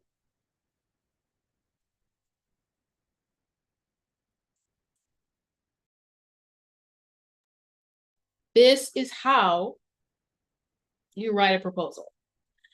After submitting hundreds of proposals a year for over a decade in corporate America, training different corporations, their teams, to do procurement and government contracting, and actually creating SOPs and systems and processes for my own agency. When it comes to submit, if you do all the other things that we just talked about and you do this step, it is so easy to submit. So what is submit? Submit is actually when we find an RFP, or we select one from our opportunity matrix we created. and we put together a response to the RFP, just answering all the questions. And then we go this one step further and we say, what's going to make us stand out?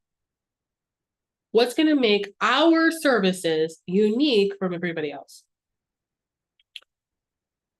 When you've done that, you've increased your win rate, and there is no losing. Let me explain to you what that means. There is no losing.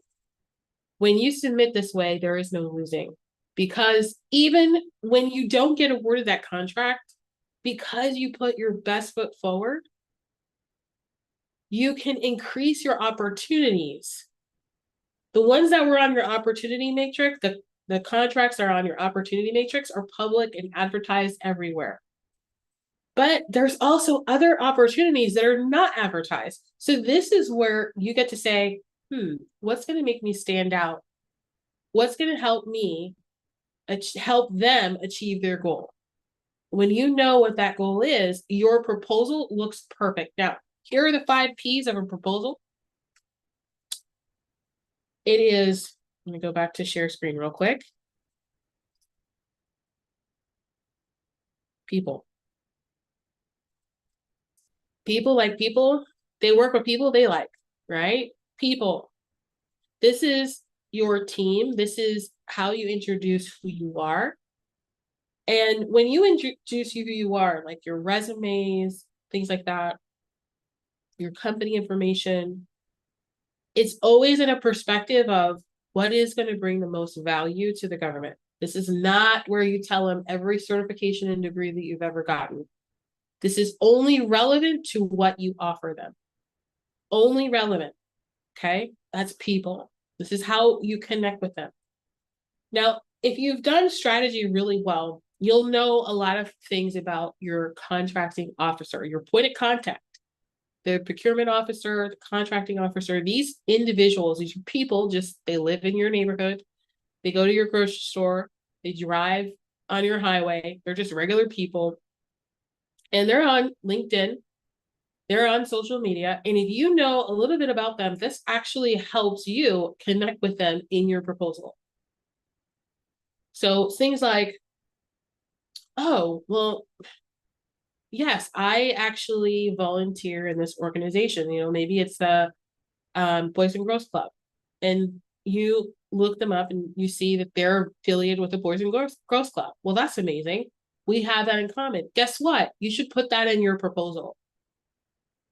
And that should be in your bio, because now you're connecting on like-minded. This is where the know, like, and trust happens in marketing. Your proposal is the marketing element. Is this all making sense? Give me a yes in the chat, because I want to make sure this is as succinct as possible. Okay, cool. Projects or work. So your projects, these are projects like, if you're a service business, many of you guys are consultants, your client work, the actual client work. What do they come to you for? Did you accomplish that goal? Did you give them a transformation? Were they happy and satisfied with the results? The work.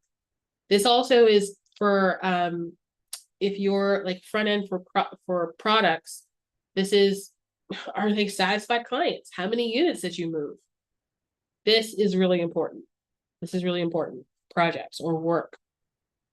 Places. Who have you served?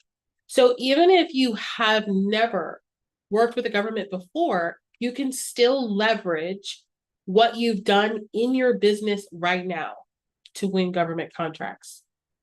So let me give you an example. Let's say you provided consulting services, you have like a coaching program, or you're an agency, you provided website design services.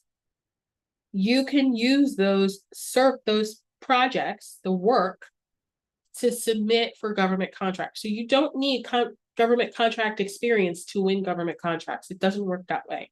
You need to show that you actually know what you're doing. That's all you need to do. It becomes really simple and easy, because when you look at it from that lens, Now, what was really challenging and overwhelming before, it seems really easy. They're just asking you, have you delivered on X? Now, when you do get experience working with the government, that is definitely going to give you a leg up. It's going to increase your opportunities to win even more contracts. However, that's not the only way you can win contracts. You just need to have past experience. It's definitely easier to win when you have experience, when you have an established business, when you know what you're doing, when you know your systems and processes. Because just like any other client, you don't want to say that you can do something and you've never done it before, and then you can't deliver on it, because that's you're putting yourself out there saying that that's what you do. That's your first impression. You never want to put your first impression out like that. You want to put your best foot forward, because another part of government contracting is that everybody knows everybody in government contracting. And your proposal is public record. So if they're like, I saw Texas had a photo booth contract. Let me see how they wrote that RFP and who won it and how much and what was the term. They'll use that to create their own RFP for another state or even at the federal level. So that's why we always want to be intentional about what we're putting in the proposal. Okay. People, places, projects,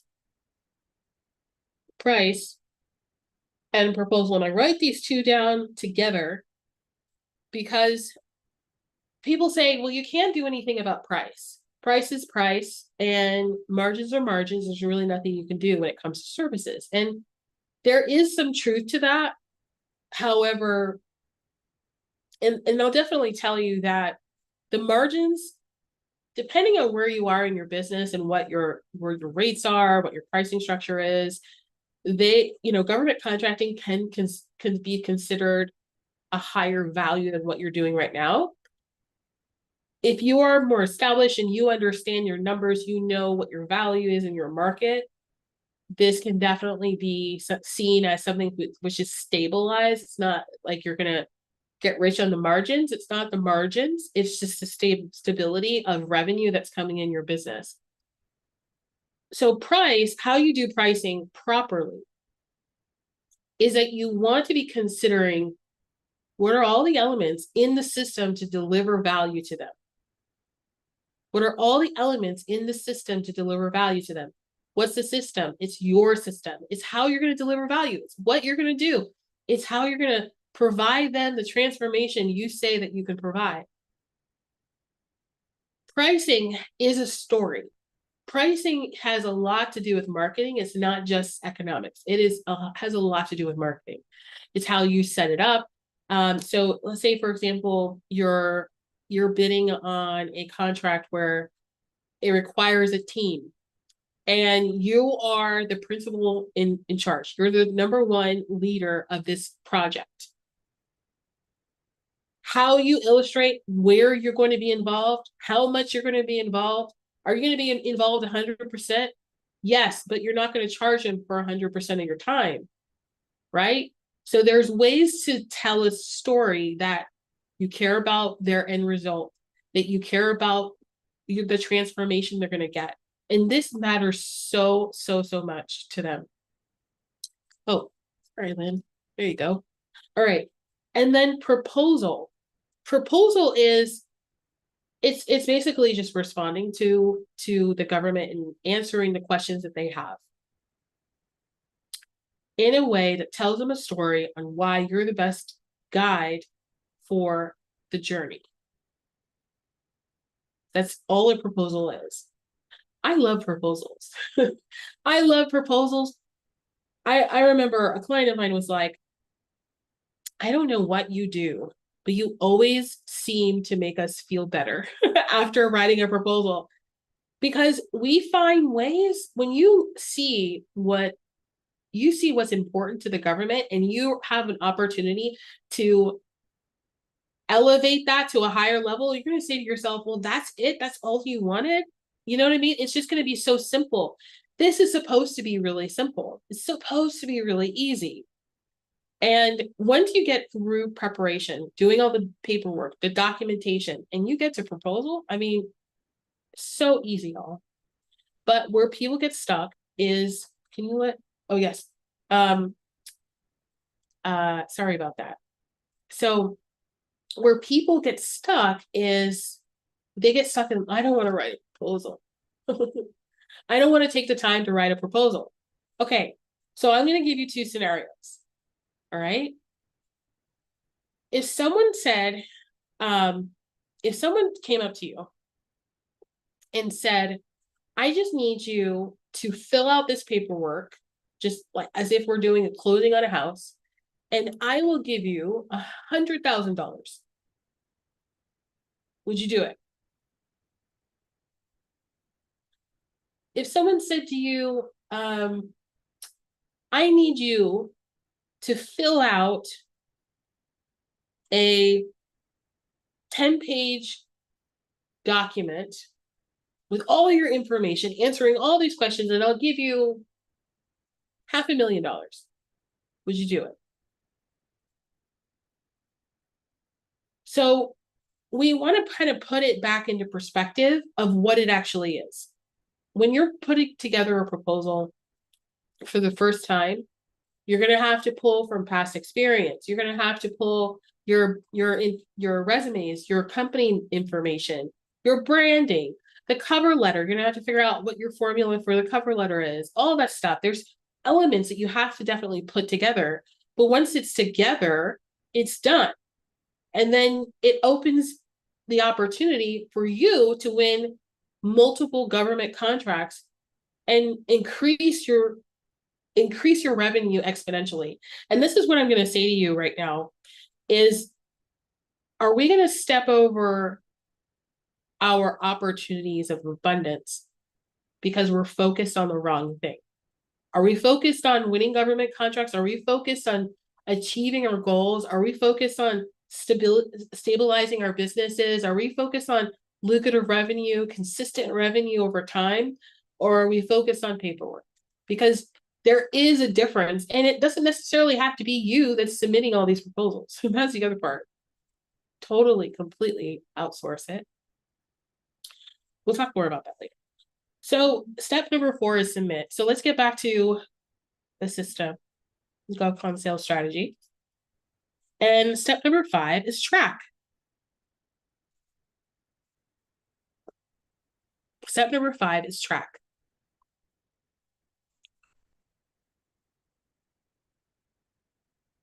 When you start submitting contracts, you're going to track regardless if you win or lose.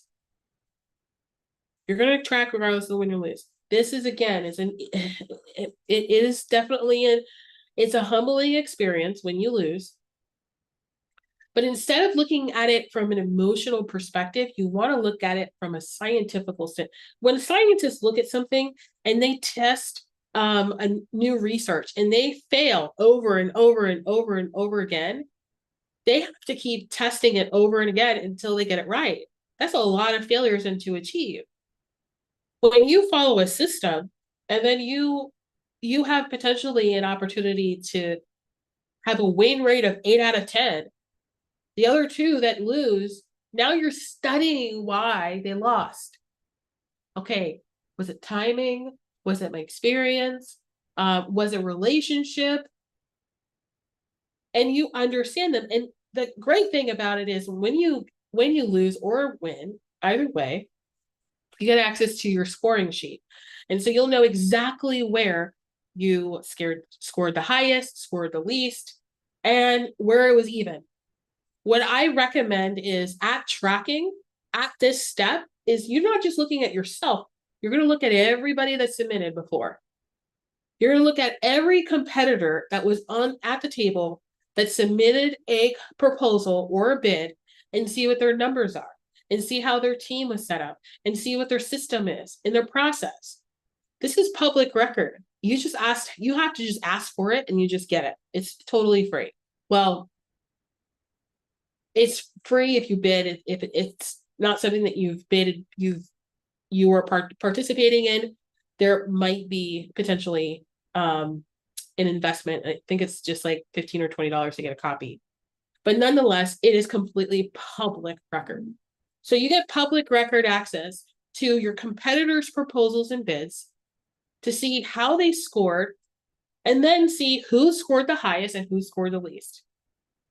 And you find out where you were on each of those questions. Now you know how to improve.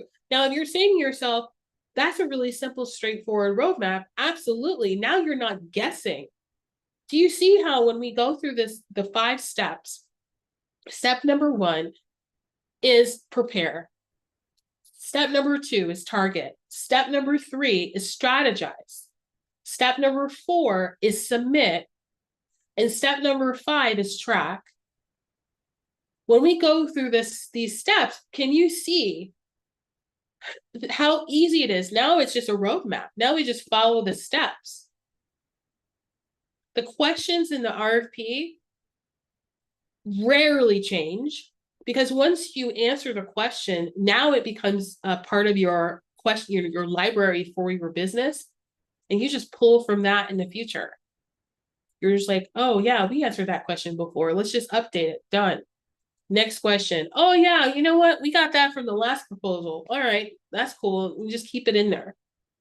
And now we're just making money. We're just making money doing less work. Talk about working higher. You just go ahead and use the system. You submit proposals, you submit pricing, bids for 6-figure, 7-figure, 8-figure, 9-figure, and even 10-figure contracts. The largest contract that I've helped my client win was over $1 billion contract. It was one contract. It was over $1 billion contract. It was a 10-year contract. So this is 100% easy and scalable. And now you have a roadmap. That's it. You have a roadmap. Was that good? All right, so I'm going to open it up for some questions. I don't know why it seems like I'm blurry. There you go. Okay. So I'm going to open it up for some questions, some comments. Let me know what you have questions about before we move on. And I'll pause and just make sure you guys ask questions. Don't be afraid to ask questions. If you are multitasking, I recommend that you just take this time to ask a question. Here's what I'm going to say. If you're in a room with an expert and you have the opportunity to ask any question you want, are you going to take the chance? Or are you going to you're going to keep that question lingering in your head? Me personally, I want to eliminate the question so I can free up some time and energy, focus on something else. So take this opportunity to ask questions. Hi, Melinda. I'm back. I've missed a good portion of that, so I'll just kind of be standing by. I know my husband probably took some good notes, but as you can see, he's also multitasking. If anyone were to ask a question, I think it would definitely help me. But I can you at least go back to that slide? I did catch it when which was the list, and then you were going over it again. I just wanted to write that down. Yes, absolutely. There you go, that one. There you go. We'll just bring that down. If you want to take a screenshot of it. Thank you. You're welcome. I have written my share of proposals. Both my husband and I we work in law enforcement, and okay. And I've written some proposals for the sake of the agency. So I'm familiar with at least on the local level, which I'm sure is very different than the federal level as to what to expect. So I'll look forward to maybe hearing more. I don't know if you've covered this already, but what the proposals entail. And how to develop those. And I know you also mentioned something about, maybe having some help with that. I imagine that you would be the one doing the helping, but I can certainly just kind of stand by, see if I can get more information. Yes, absolutely. So I'm glad that you mentioned local versus federal. So for everybody, just so we're on the same plane. So there are three ways that you can win government, or three sectors you can win government contracts. There's local, state, and federal. So on a local level, let's say it's for the law enforcement, like the city of or the town of Orlando, if you will. So that would be like the local enforcement. That would be considered a local contract. And typically, those are way easier to win. I highly recommend them because they're easy to win, but they're tied to legislation. So you're going to know from a federal level what's happening at the high level, and then how to implement that into your business to start building momentum. Then there's state, it's a little bit closer to federal. So as you get closer to federal, there's more stakes because everybody is in federal. There's more competition in federal. However,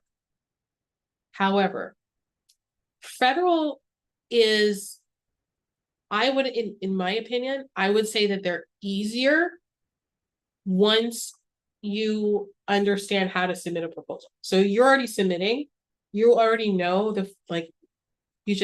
what the questions look like, the selection criteria, you already know just like basic scope of work, the terminology, etc. What really changes at the federal level is that they don't want any fluff, like at all. They want straightforward questions answered in your proposal. They don't want to know any like stories, anything like that. The story that they want to get answered is, how can you help me achieve the goal? If you say that you can achieve the goal, that is your proposal. So let me give you an example. If you're providing consulting services and the RFP is like, let's say project management services for, a 12-month term. And on the local level, you might incorporate some photos of like local community events and things like that to build a relationship with the local. On a federal side, they're like, show me exactly to the T, nothing else. And so it's really important on both sides of that we don't include too much fluff. We want to show that we have a heart in building community on the local and the state level. On a federal, it's not about community. It's about finding people that are experts in delivering the results that they're looking to achieve. That's it. So it's just like eliminating all the emotions. Okay, cool. All right, good. The other question that you asked for is help. Who can help with submitting proposals, help with the strategy? So I will actually share with you that in a moment, in a little bit, what opportunities that are available to help you. Now, and what I'll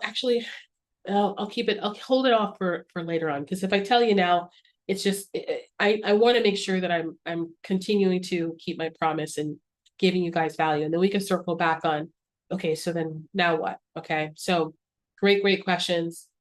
All right, cool, Lynn. All right, Mariana says, does the business need to be established, or startup is okay too? Your advice to solopreneurs. Okay, so Mariana, you can start winning government contracts as a startup. However, I'm going to give you this big asterisk disclaimer. If you don't have any experience delivering value to clients in general, like anybody, there's no exchange for money in service, it's going to be harder for you to win government contracts. And when you do start winning, because the system just works no matter what, when you start winning, you're going to have to wait to get paid. So like I said earlier, there are 30-day terms, and sometimes the length of the contract is 3 years, but it's stripped out across that. So what I would recommend you do is get really clear on your marketing brand and your systems. Like, what is the thing that you're selling? What's the offer that you have? And I could talk to you more about that. I do have, I'll talk about that later, but I do have like a starter pack for you, so that you can get started on laying the foundation so that you can grow and get into government contracting. But this is what I highly recommend. I do see a lot of businesses and in other programs that are out there, it just breaks my heart. They're winning contracts, but they never talk about like the actual profit. So it might be, oh, you see a someone say, I just won a $3.2 million contract, but then they never talk about the profit side. And we can always look at that. We already know what that is because it's public record. Their profit is a lot less than they could live off. So we don't want to rely on that, but we're still delivering value and service to them. So we need to be able to balance it with private sector clients so that, it's not all out the door. And specifically that example, it was a product that they were selling to the government. I think it was like medical gloves or something like that. So they're big contracts and you get excited about the number, but we also want to make sure that it's the right fit contract for you. And I just want to make sure that you're stable, like you're making money, because there's no point of just working for 30 days and you're expected to get paid and you get paid in 30 days, but for 30 days you don't get paid. Or, you have to be able to know how to make money in the process, so that you can stabilize. Great question. And then as far as size, you could be a solopreneur and win government contracts. My client, Aparna, she is a company of one. And the crazy thing was, for that example specifically, we have a lot of that specific example. She was going up against 11 companies that all have established businesses, all of them. And she was the only solopreneur. So in terms of opportunities, the sky's the limit. Doesn't matter. Can you deliver? Can you deliver within my budget? And can you help me get the transformation that I need? Yes, great. Then it's yours. So that, at the end of the day, if that ever is a thing, don't let it be, because it's not a thing. It's not a thing. If they ask for it in the RFP, then obviously we need to say so. But if they don't mention team or not team, they don't care. They don't care. They just want to get the transformation. Very good. Very good questions. All right. Okay, so now that we have the 5 steps to the GovCon sales strategy, this is the strategy that just simplifies your life, but it also can be delegated. And when you do step 1, prepare, and you get all the paperwork done, you get the certifications and the registration and all that stuff done, all you're doing is maintenance, right? It's like buying a car. You buy the car, you do all the paperwork, blah, blah, blah. And then when you go to the dealer to get an oil change or a tune-up or something like that, that's where you fill out another piece of paper, right? But it's just maintenance. So that's step 1 in prepare. It starts to become really easy when you step onto the other side of that veil. And the challenge for businesses, they're afraid to, because of what I just talked about, but you can see how easy it is, right? Okay. I want to talk to you about something powerful. And it's your internal token. So a token is what's going to hold you back. It's a belief, it's a fear, or even a story you've been carrying that makes you think this won't work for you. It's that little voice that's saying, this might work for others, but not for me. Here's the truth. The truth is that the token is not real. The story is not real. It's a story you've been telling yourself, others been telling you, and today we're just breaking the pattern. We're just going to break the pattern because it doesn't work. It's not true. There is no fact to support those arguments at all. So there are the laws of the universe, or universal laws, I like to say, right? And the law of polarity, Newton's first law of motion, which is an object at rest stays at rest, and an object in motion stays in motion with the speed in the same direction unless acted upon with an unbalanced force. Today, I'm going to talk to you about the law of advancement, because the law of advancement, it works like this. In nature, before anything can go up, it has to go down. So we see that the seed goes into the ground before it becomes a tree. Before the seed can grow and become this big, strong tree, what does it have to do? It has to decide to become a tree. There are a lot of seeds that get planted and they never become trees. It has to be willing to cease not being a seed. In order for you to become everything that you can become, you must be willing to stop being what you have been so you can become all that you want to become. So the seed goes down in the ground and it's no longer a seed. And it grows up and it becomes a tree. And let's say that tree is growing on the edge of a cliff. And on one day, 2 eagles land to the tree and into the side of its tree, leaning on towards the cliff. And one day they decide, we're just going to expand our eagle family. And they have these little eaglets that are growing in and becoming strong, but they see their mom and dad just flying around and they're like, man, I want to fly. I want to do that. I want to do that. And they beg their parents. And then one day,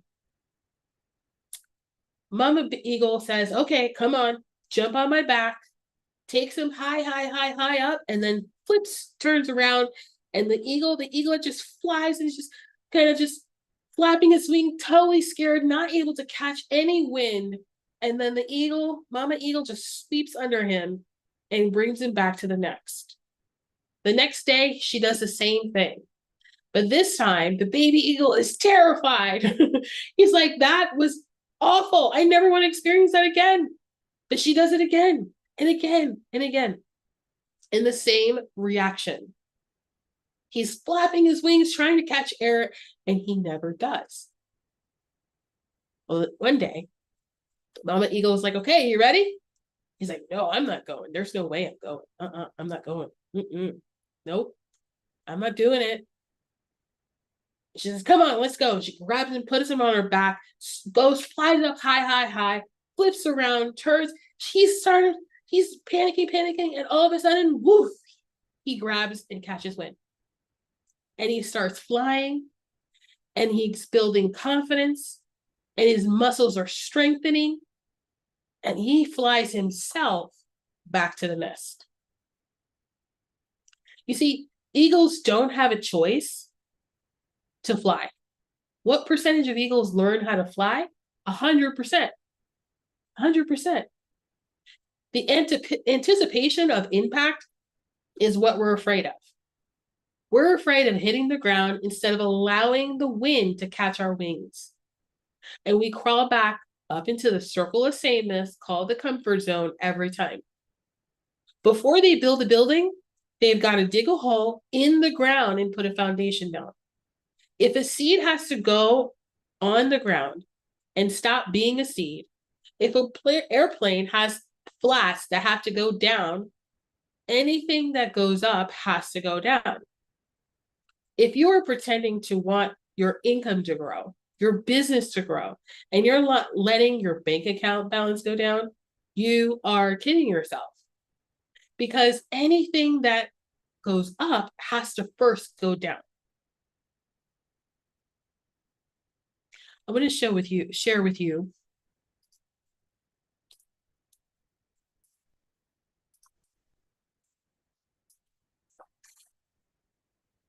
see, switch pages. This is you. Everybody say me. This is me. This is you. And so over here, you have this. I'll give you some eyes, beautiful eyes, little nose. Why not? Some hair. That's great. And so there is a fact, and this is the situation. It could be a circumstance, it could be an incident, it could be whatever you want it to be. And so you need the fact on you need your eyes to be on the fact. Okay? And you will assign value to what you assume it means, and you give it context and you focus on it because it's fact. And that fact is not what's important. Actually, it's the fact is I'm rich, I'm broke, I've got a job, I don't have a job, I have money, I don't have money. No matter what, none of that matters. Here's what matters: your focus. So what your focus tells you about the fact is what matters, and focus creates a frame. You focus on whatever you want to focus on. It could be fact, it could not be fact. So when a fact enters into your head, that fact could build a frame around it. It could build its own frame. And the frame is going to either cause you to have this thing called belief. So it's either belief in your head. And what people don't realize about belief is this: they don't realize that faith and doubt are belief. Faith and doubt are belief. People think that belief is just belief. No, faith and doubt are beliefs. Belief is a two-sided coin. Heads, faith; tails, doubt.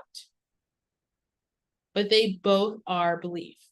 Doubt is belief in the outcomes I don't desire, and faith is belief in the outcomes I do desire. And so once this belief lands,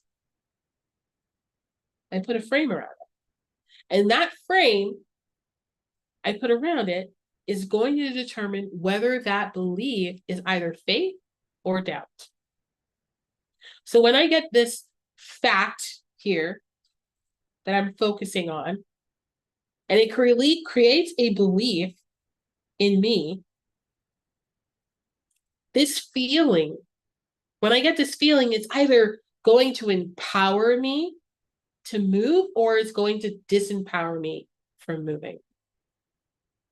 I don't have to use willpower to make myself exercise. I have to use willpower to make myself feel like exercising. And there's a difference between when I feel like exercising, I'm going to exercise. When I feel like eating whatever I want to eat, I'm going to eat whatever I want to eat.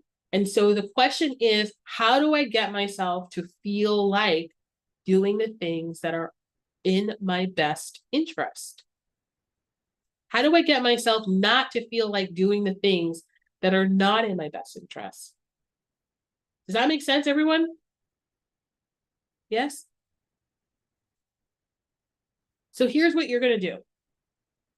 You understand that there's only one thing that moves people. People do what they do for one reason. How many reasons? Let me know in the chat. How many reasons if you're following? One reason. The one reason. And for one reason and one reason alone, people will only do these things. There's one reason people buy, and there's one reason people don't buy. There's one reason people get into or start a business and they make it succeed. And there's one reason people start a business and they don't make it succeed.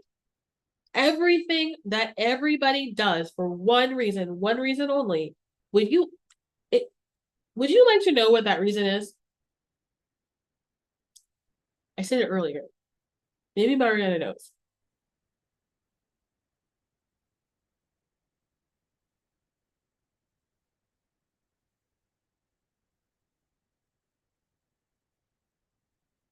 What is the one reason only you would do anything? What's the one reason anybody does anything?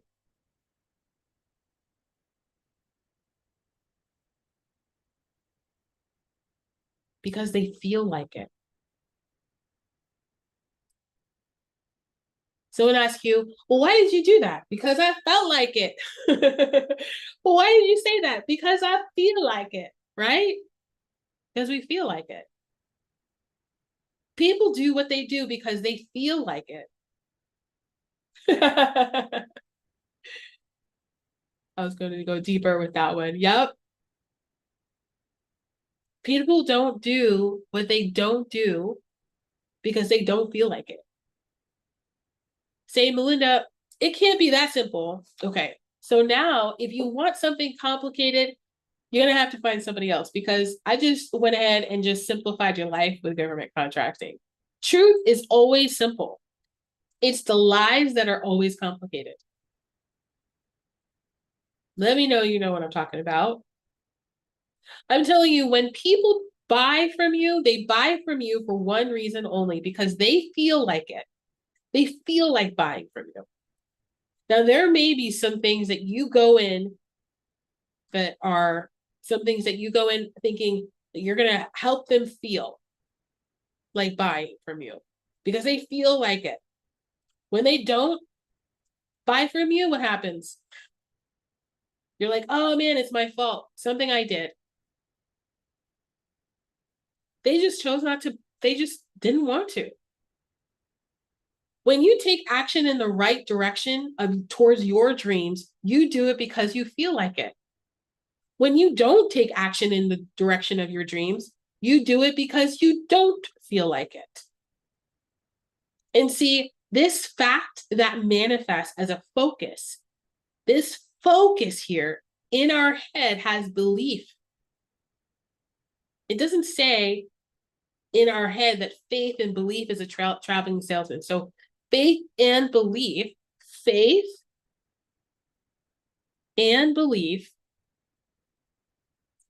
are traveling salesmen. A traveling salesman, and the belief that we have in our head always comes down and manifests, that this focus moves down and it manifests in our hearts, comes all the way from our head into our heart as a feeling or an emotion. And so this feeling, when it's not manifests itself in our hearts, if faith is the belief that migrates, it migrates down in here into your heart. Oh man, I'm messing your heart up. I'm gonna fix your heart. There you go. You got a beautiful heart.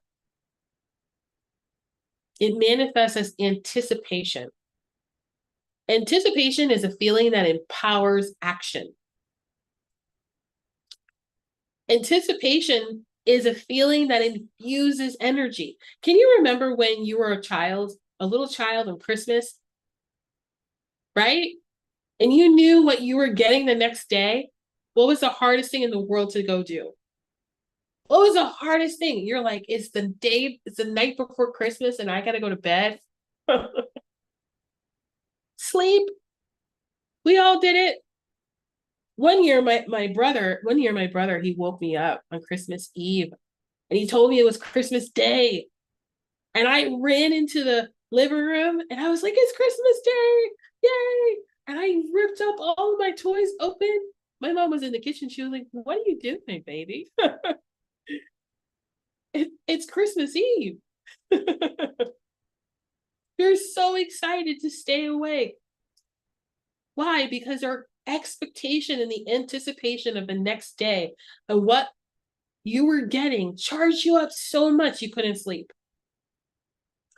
How many of you have ever got a business idea? You start working on it, and the next thing you know, it's been 13 hours, and it feels like no time has gone by.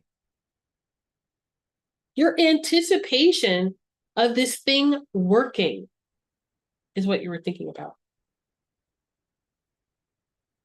Do you realize writers never have writer's block? You say, what's writer's block, Melinda? Writer's block is the belief that the book is not going to sell. How many of you all know somebody that has procrastination problems? One day, let me think about it. I got a review. I don't know. Okay, I've got news for you. I'm going to set you free from that belief because nobody has procrastination problems. Procrastination is always the symptom of a problem. It is never the problem itself. You say procrastination is a symptom of a problem. Procrastination is a symptom of a problem. What is the problem? The procrastination is a symptom of when you have doubt that beliefs manifest as a feeling in your heart of anxiety. When you have the feeling of anxiety, I'm going to go show you what anxiety feels like when you have a heart so healthy. This anxiety gets into your heart. Anxiety is paralyzing. Anxiety is the thief of your dreams. Everything in your life that you desire, that you've been working towards, that you don't have the right now, the reason you don't have it is because of anxiety. Because you say, but I have a fear of failure. You don't have a fear of failure. You have an anxiety of failure. They're not the same thing. They feel similar, but they're not the same. You say, Melinda, okay, so why do you say anxiety and fear are the same? Are not the same? The reason I say that they're not the same is because fear is a caution over a real and present danger. Fear is a caution over real and present danger. That's what fear is. It's an anxiety. It's a caution over a future imagined danger. It's something that doesn't even exist yet. So you're so worried about the webinar not working, or the business not working, or the not getting enough clients, or not stabilizing your business. We just talked about how to do that so easily. That you don't ever launch the webinar, you don't ever launch the business, you never take your business to the next level, you never do government contracts, so you're worrying about it because it's not working, and it makes no sense because it's not even here. The problems that you're thinking of, the worries, the anxiety that you're thinking of don't even exist yet, and they might ever exist.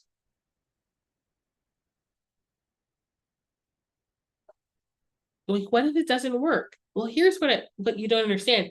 Asking you shall receive. If you ask the wrong questions, guess what? You're going to receive the wrong answer. And what if you've got to do this? What do you have to do that you want to get victory over your anxiety in your life?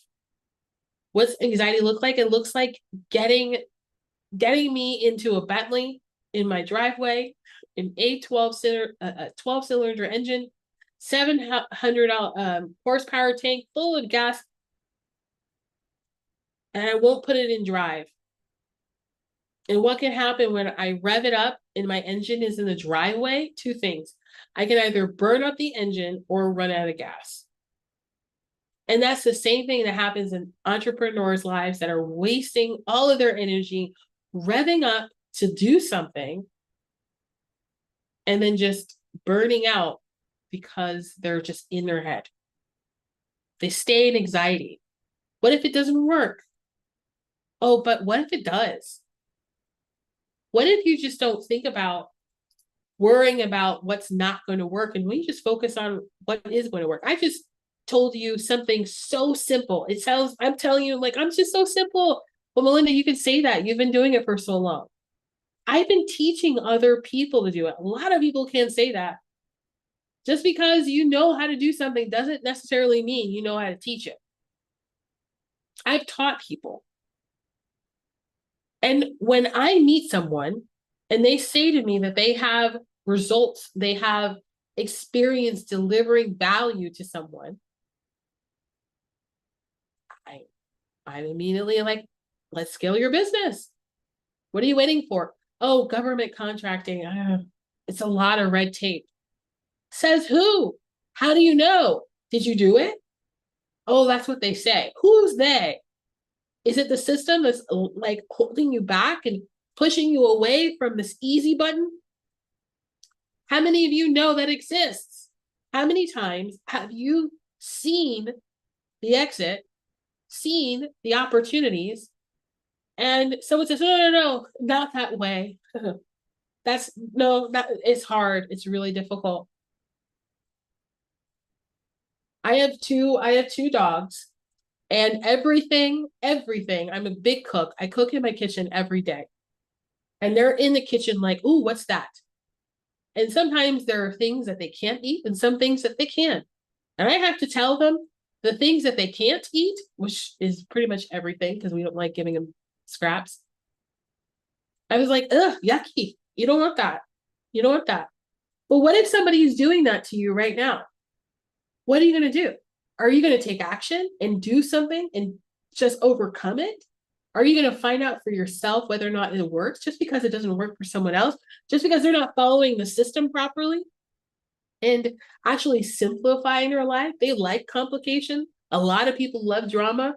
Listen, I don't do drama. I like simple, straightforward results. I want you to be my next success story.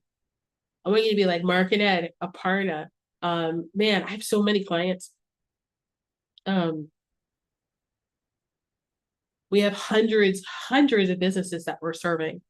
And so when I'm thinking about opportunities, I'm like, man, why isn't anybody doing this? And it always comes down to fear and anxiety. It's always coming down to fear and anxiety. It's like, what if you try and you win? Well, what if I don't? Okay, are you gonna attempt to do it again? Because at least you did it. You accomplished something more than most people. You stepped over the threshold. A whole new world is revealed to you.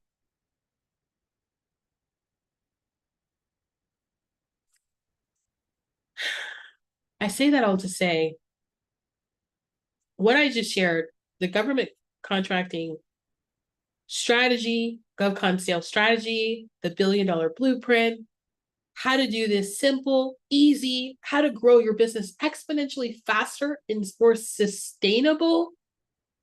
Like, when I say sustainable, I know how important that is because you get comfortable with your lifestyle. And then there's a worry whether or not some type of change that is completely out of your control is going to impact your business. But then you have an opportunity to stabilize your business no matter what change is happening in the market. I'm like, why aren't people? Because they're afraid of what? If you try something, is it better to try something and succeed or to stay stuck?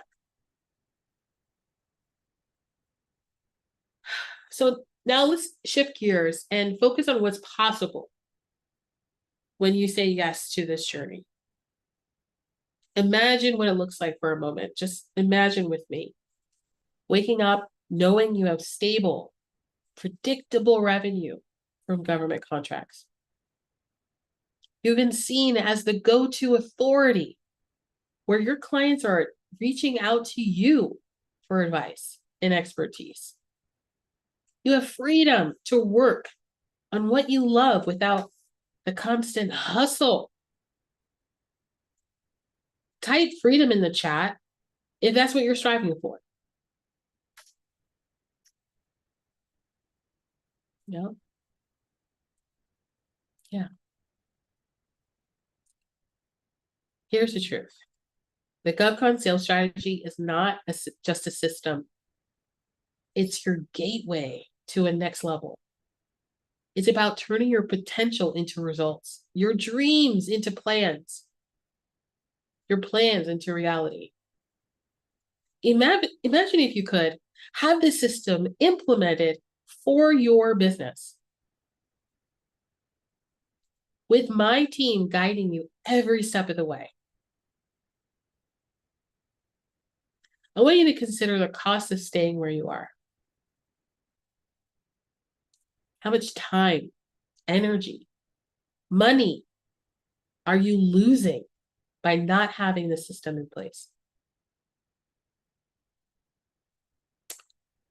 So if you're ready, type ready in the chat if you're ready to explore what I have to share with you and how I can help you with this.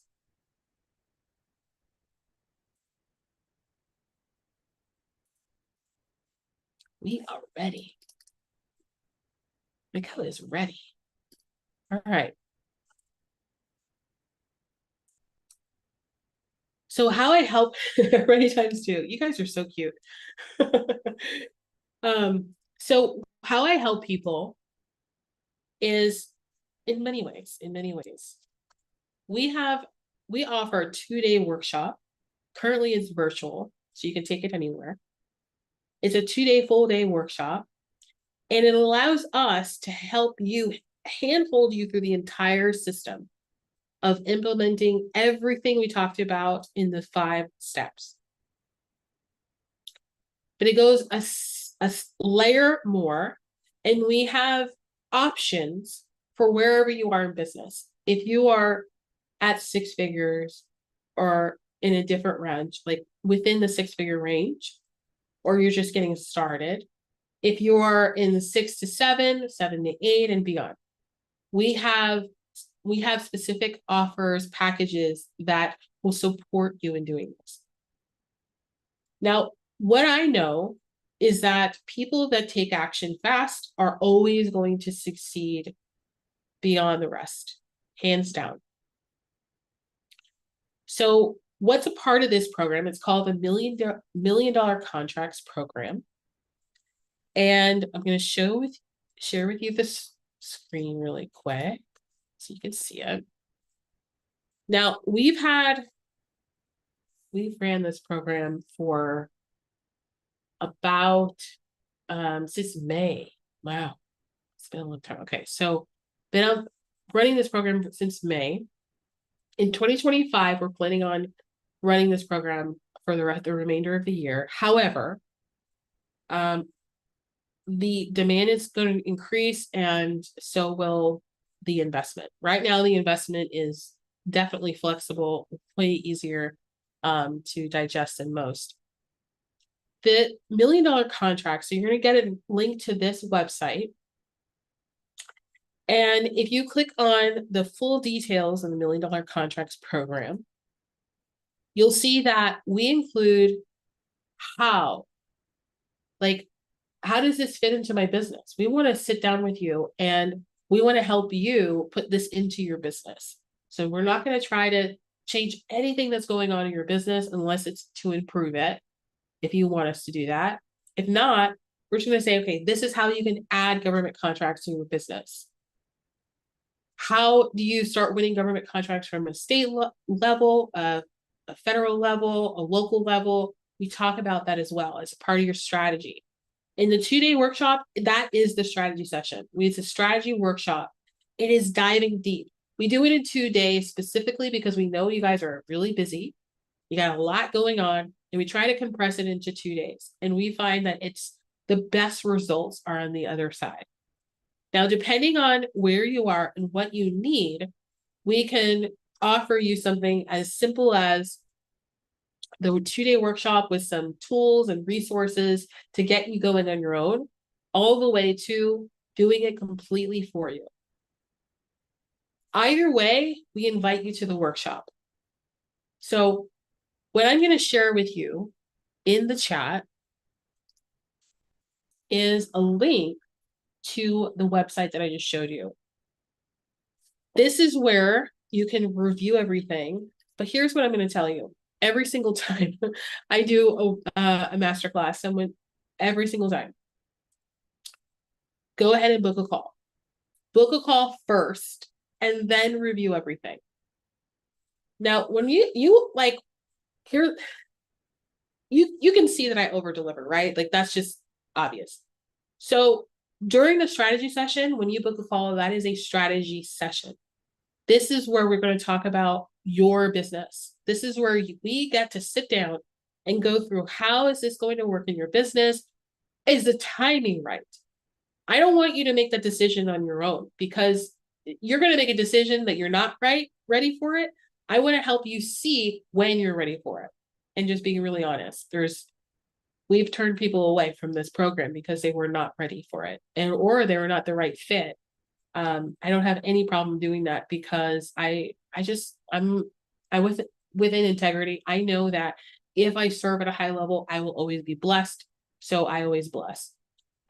So when you book a strategy session, it's going to be with me. We're going to go through your business. What are you doing right now? What do you want to leverage? We're going to look at your NAICS code. We're going to see opportunities that are potentially something that you can win. What is a strategy that's going to be built into your business plan, your current business plan? Because that's the only way that's going to win, or you're going to win big, is adding it to your existing business. And then I will present to you opportunities that I feel like are a good fit, and you get to decide how you want to move forward. Either way, it's a lot of value. It's a lot of value of a strategy session. So book the strategy session, then go back to the offer document, and then you can bring your questions to the call and just get as much as you need out of it. That's what I would say. That's what I would say.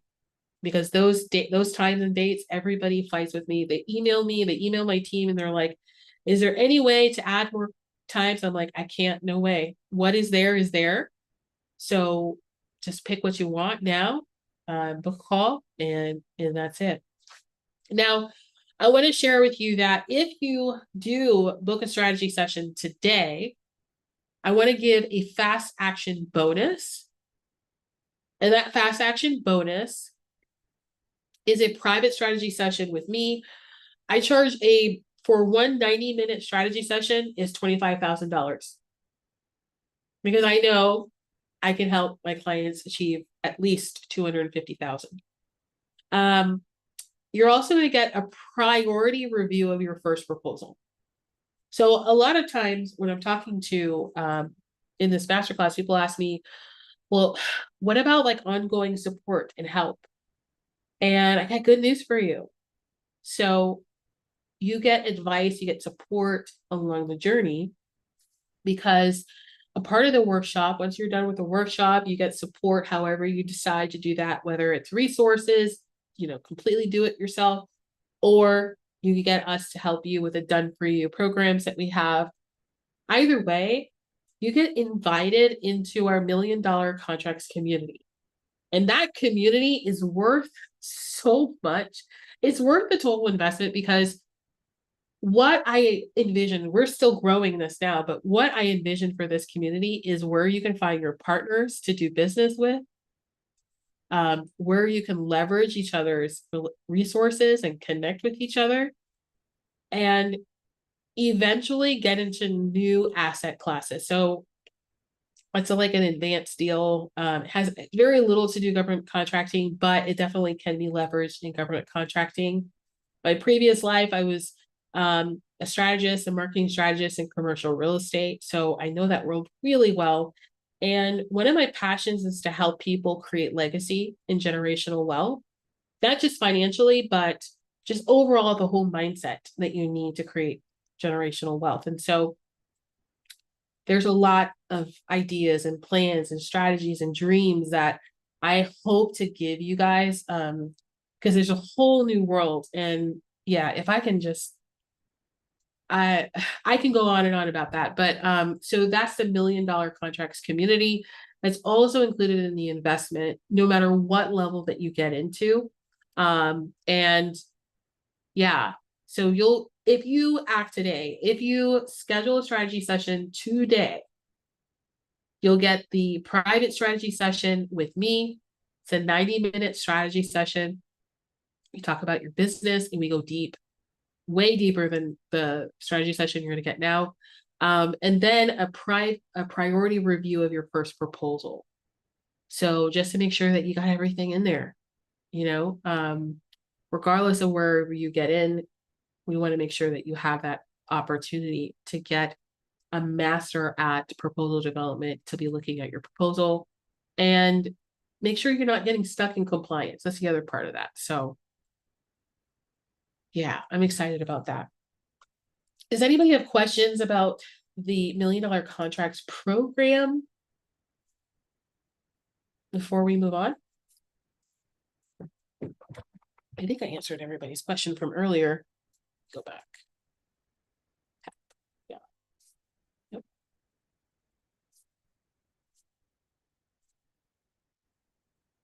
There goes my camera again. Okay. All right. So no questions. I'm going to tell you right now, like, if you're on the fence, if you're like, I don't know if this is going to work for me, I don't know if this is going to be the right opportunity for me, just go ahead and book a strategy session, because what I know for sure is that you wouldn't be here up to this point if you were not committed. Like, you're committed. I already know you're committed to the journey. Now we just need to figure out how to get you towards that transformation that you're desiring so much. That's all it is. It's a simple conversation.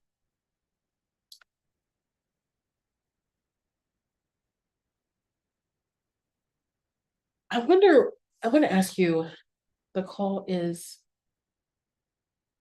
yes. So when you click on the website, you'll click on the yellow. Let me show you guys. Thank you for asking. Let me show you here. So when you scroll down, you'll see secure your free strategy session, and you'll click on this button here. This will take you to a Calendly link, and then you can book a call on my calendar. And it's only open till Saturday. Saturday, I would highly recommend, because I will be sending this out to the rest of the attendees that were registered.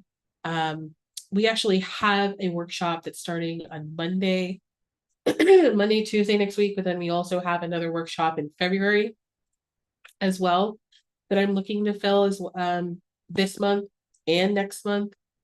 And yeah, February will definitely be filled, because our registration for the February masterclasses, the 2 of those, I mean, our numbers are in, like, we're at least by 100 right now, the last time I checked this morning. So I would recommend you just book a call now, and then you can decide what date is going to work best for you. But that's how to get to it, is click on Secure Your Strategy session. And then if you want to, when you're done with that, then you can come back here and click on, full details of the contracts, $1 million contracts. Great question. No worries. Okay, cool. All right. So the last thing I'm going to share with you, I'm so excited for you guys. The last thing I'm going to share with you is what you can potentially expect to see in the next 3 months. Like, what does it look like in the next 90 days? So if you've ever invested in your life, in your business, in your family, what happens? What's the first thing that happens? Disruption. Disruption always follows intention. Every single time. Every single time. Even if no one knows that you've decided that. Disruption follows intention. It is the law of polarity. It's a universal law. Like I said earlier, there are universal laws that just work, and we can't fight them, because if we fight them, our life is awful. But if we work with them, our life gets better. So the law of polarity is that there's 2 sides of everything. Once we make a decision, we have to take energy from something else to put towards that decision. I was talking to, I have a small group. It's a private small group, and it's for young professionals, and it's called Mindset Matters. And one of the professionals in there, she said to me that she went to an event downtown Virginia, Richmond, Virginia, and she left her car in a parking deck and went to this event. And she comes out of the event, and the parking deck is closed. And it's like 8 o'clock at night, and the parking deck closes at 8 o'clock. She's standing outside looking at her car, and she's like, it's literally 8:00, Melinda. I don't understand how they closed before I can get my car out. And so what she had to do is she had to call her aunt that lived close to her, or was close to where she was, pick her up, and have to stay the night. Her aunt was like, what happened exactly? She was trying to explain it. And her aunt was like, okay, no problem. You can stay with me, and you can pick up your car in the morning. trying to be logistical about this, to pick up her car, go home, take a shower, get ready for work, and then go to work and not be late for work. She was just feeling so overwhelmed and stressed. And she said to me, she was like, I just made a decision to go to this event to like improve my career, and this is what I get for it. Disruption always follows intention. It doesn't mean that you're not supposed to make a decision. It just means that you have to exert energy towards achieving your goal. That's why people say it's just a dream versus an actual reality. Because when you have a dream, you see it in your mind, it's beautiful. And then once you take a first step, you have to step out of comfort zone to get to that dream. If that dream was not a dream, you'd have it. If it is a dream, you have to leave where you are in order to get to where you want to go. Every single time. That's a huge awakening. If you've ever noticed it, you're like, why does this always happen? As soon as I make a decision to do something great, right? All of a sudden, everything is just like, it doesn't make sense. It's not even associated. I had a client for one of my business clarity programs. She signed up for the program and we talked about it. And I mean, her goal was to achieve 6 figures in a year. And I was like, cool, we can do that in 3 months, no problem. And she was like, oh, wow, this is so excited. She was so excited. And she hung up the phone with me. And I kid you not. And I asked her, give her permission to share the story. Her husband got sick. Her daughter moved out. Her son's girlfriend got pregnant. All within the time that she hung up that night with me. Immediately, all of these things. And she was like, how did that just happen? And we fought and moved through it. And it was challenging. And looking back, I talked to her. Our last call was, we ended it with, I was doing a program with her. And she was hosting an event. She had 12 people to call. And I believe everybody had booked a call with her, and she was able to be fully booked and achieve her 6-figure goal in a day. It was just like amazing, but it took a lot of work. It required her to step out of her comfort zone, because no matter what's going on around you, you still have a dream and a goal. It's not that you ignore what's going on, but you move forward with a focus of achieving that goal, because as soon as you achieve the goal, now you're in a different comfort zone. Now your world changes, it grows, expands, and you can do more. You can help more. You can help more people. I saw a post on last week during the California fires in one of my entrepreneur groups, and she was like, I'm so devastated. I want to help, but I can't financially. And I was like, that is the worst, when you want to help and you can't, when you're limited by your resources. So whatever you want to do, whatever you want to achieve is on the other side of comfort. Comfort is not for you. It was not created for human beings. We stay there because we're afraid. We have anxiety, we have fear, we got overwhelmed. We're trying to figure out how to get all of these things to line up. We're trying to play God. And it doesn't work that way. We have to make a decision that we're going to achieve the goal. And that is where provisions, resources, and opportunities open up.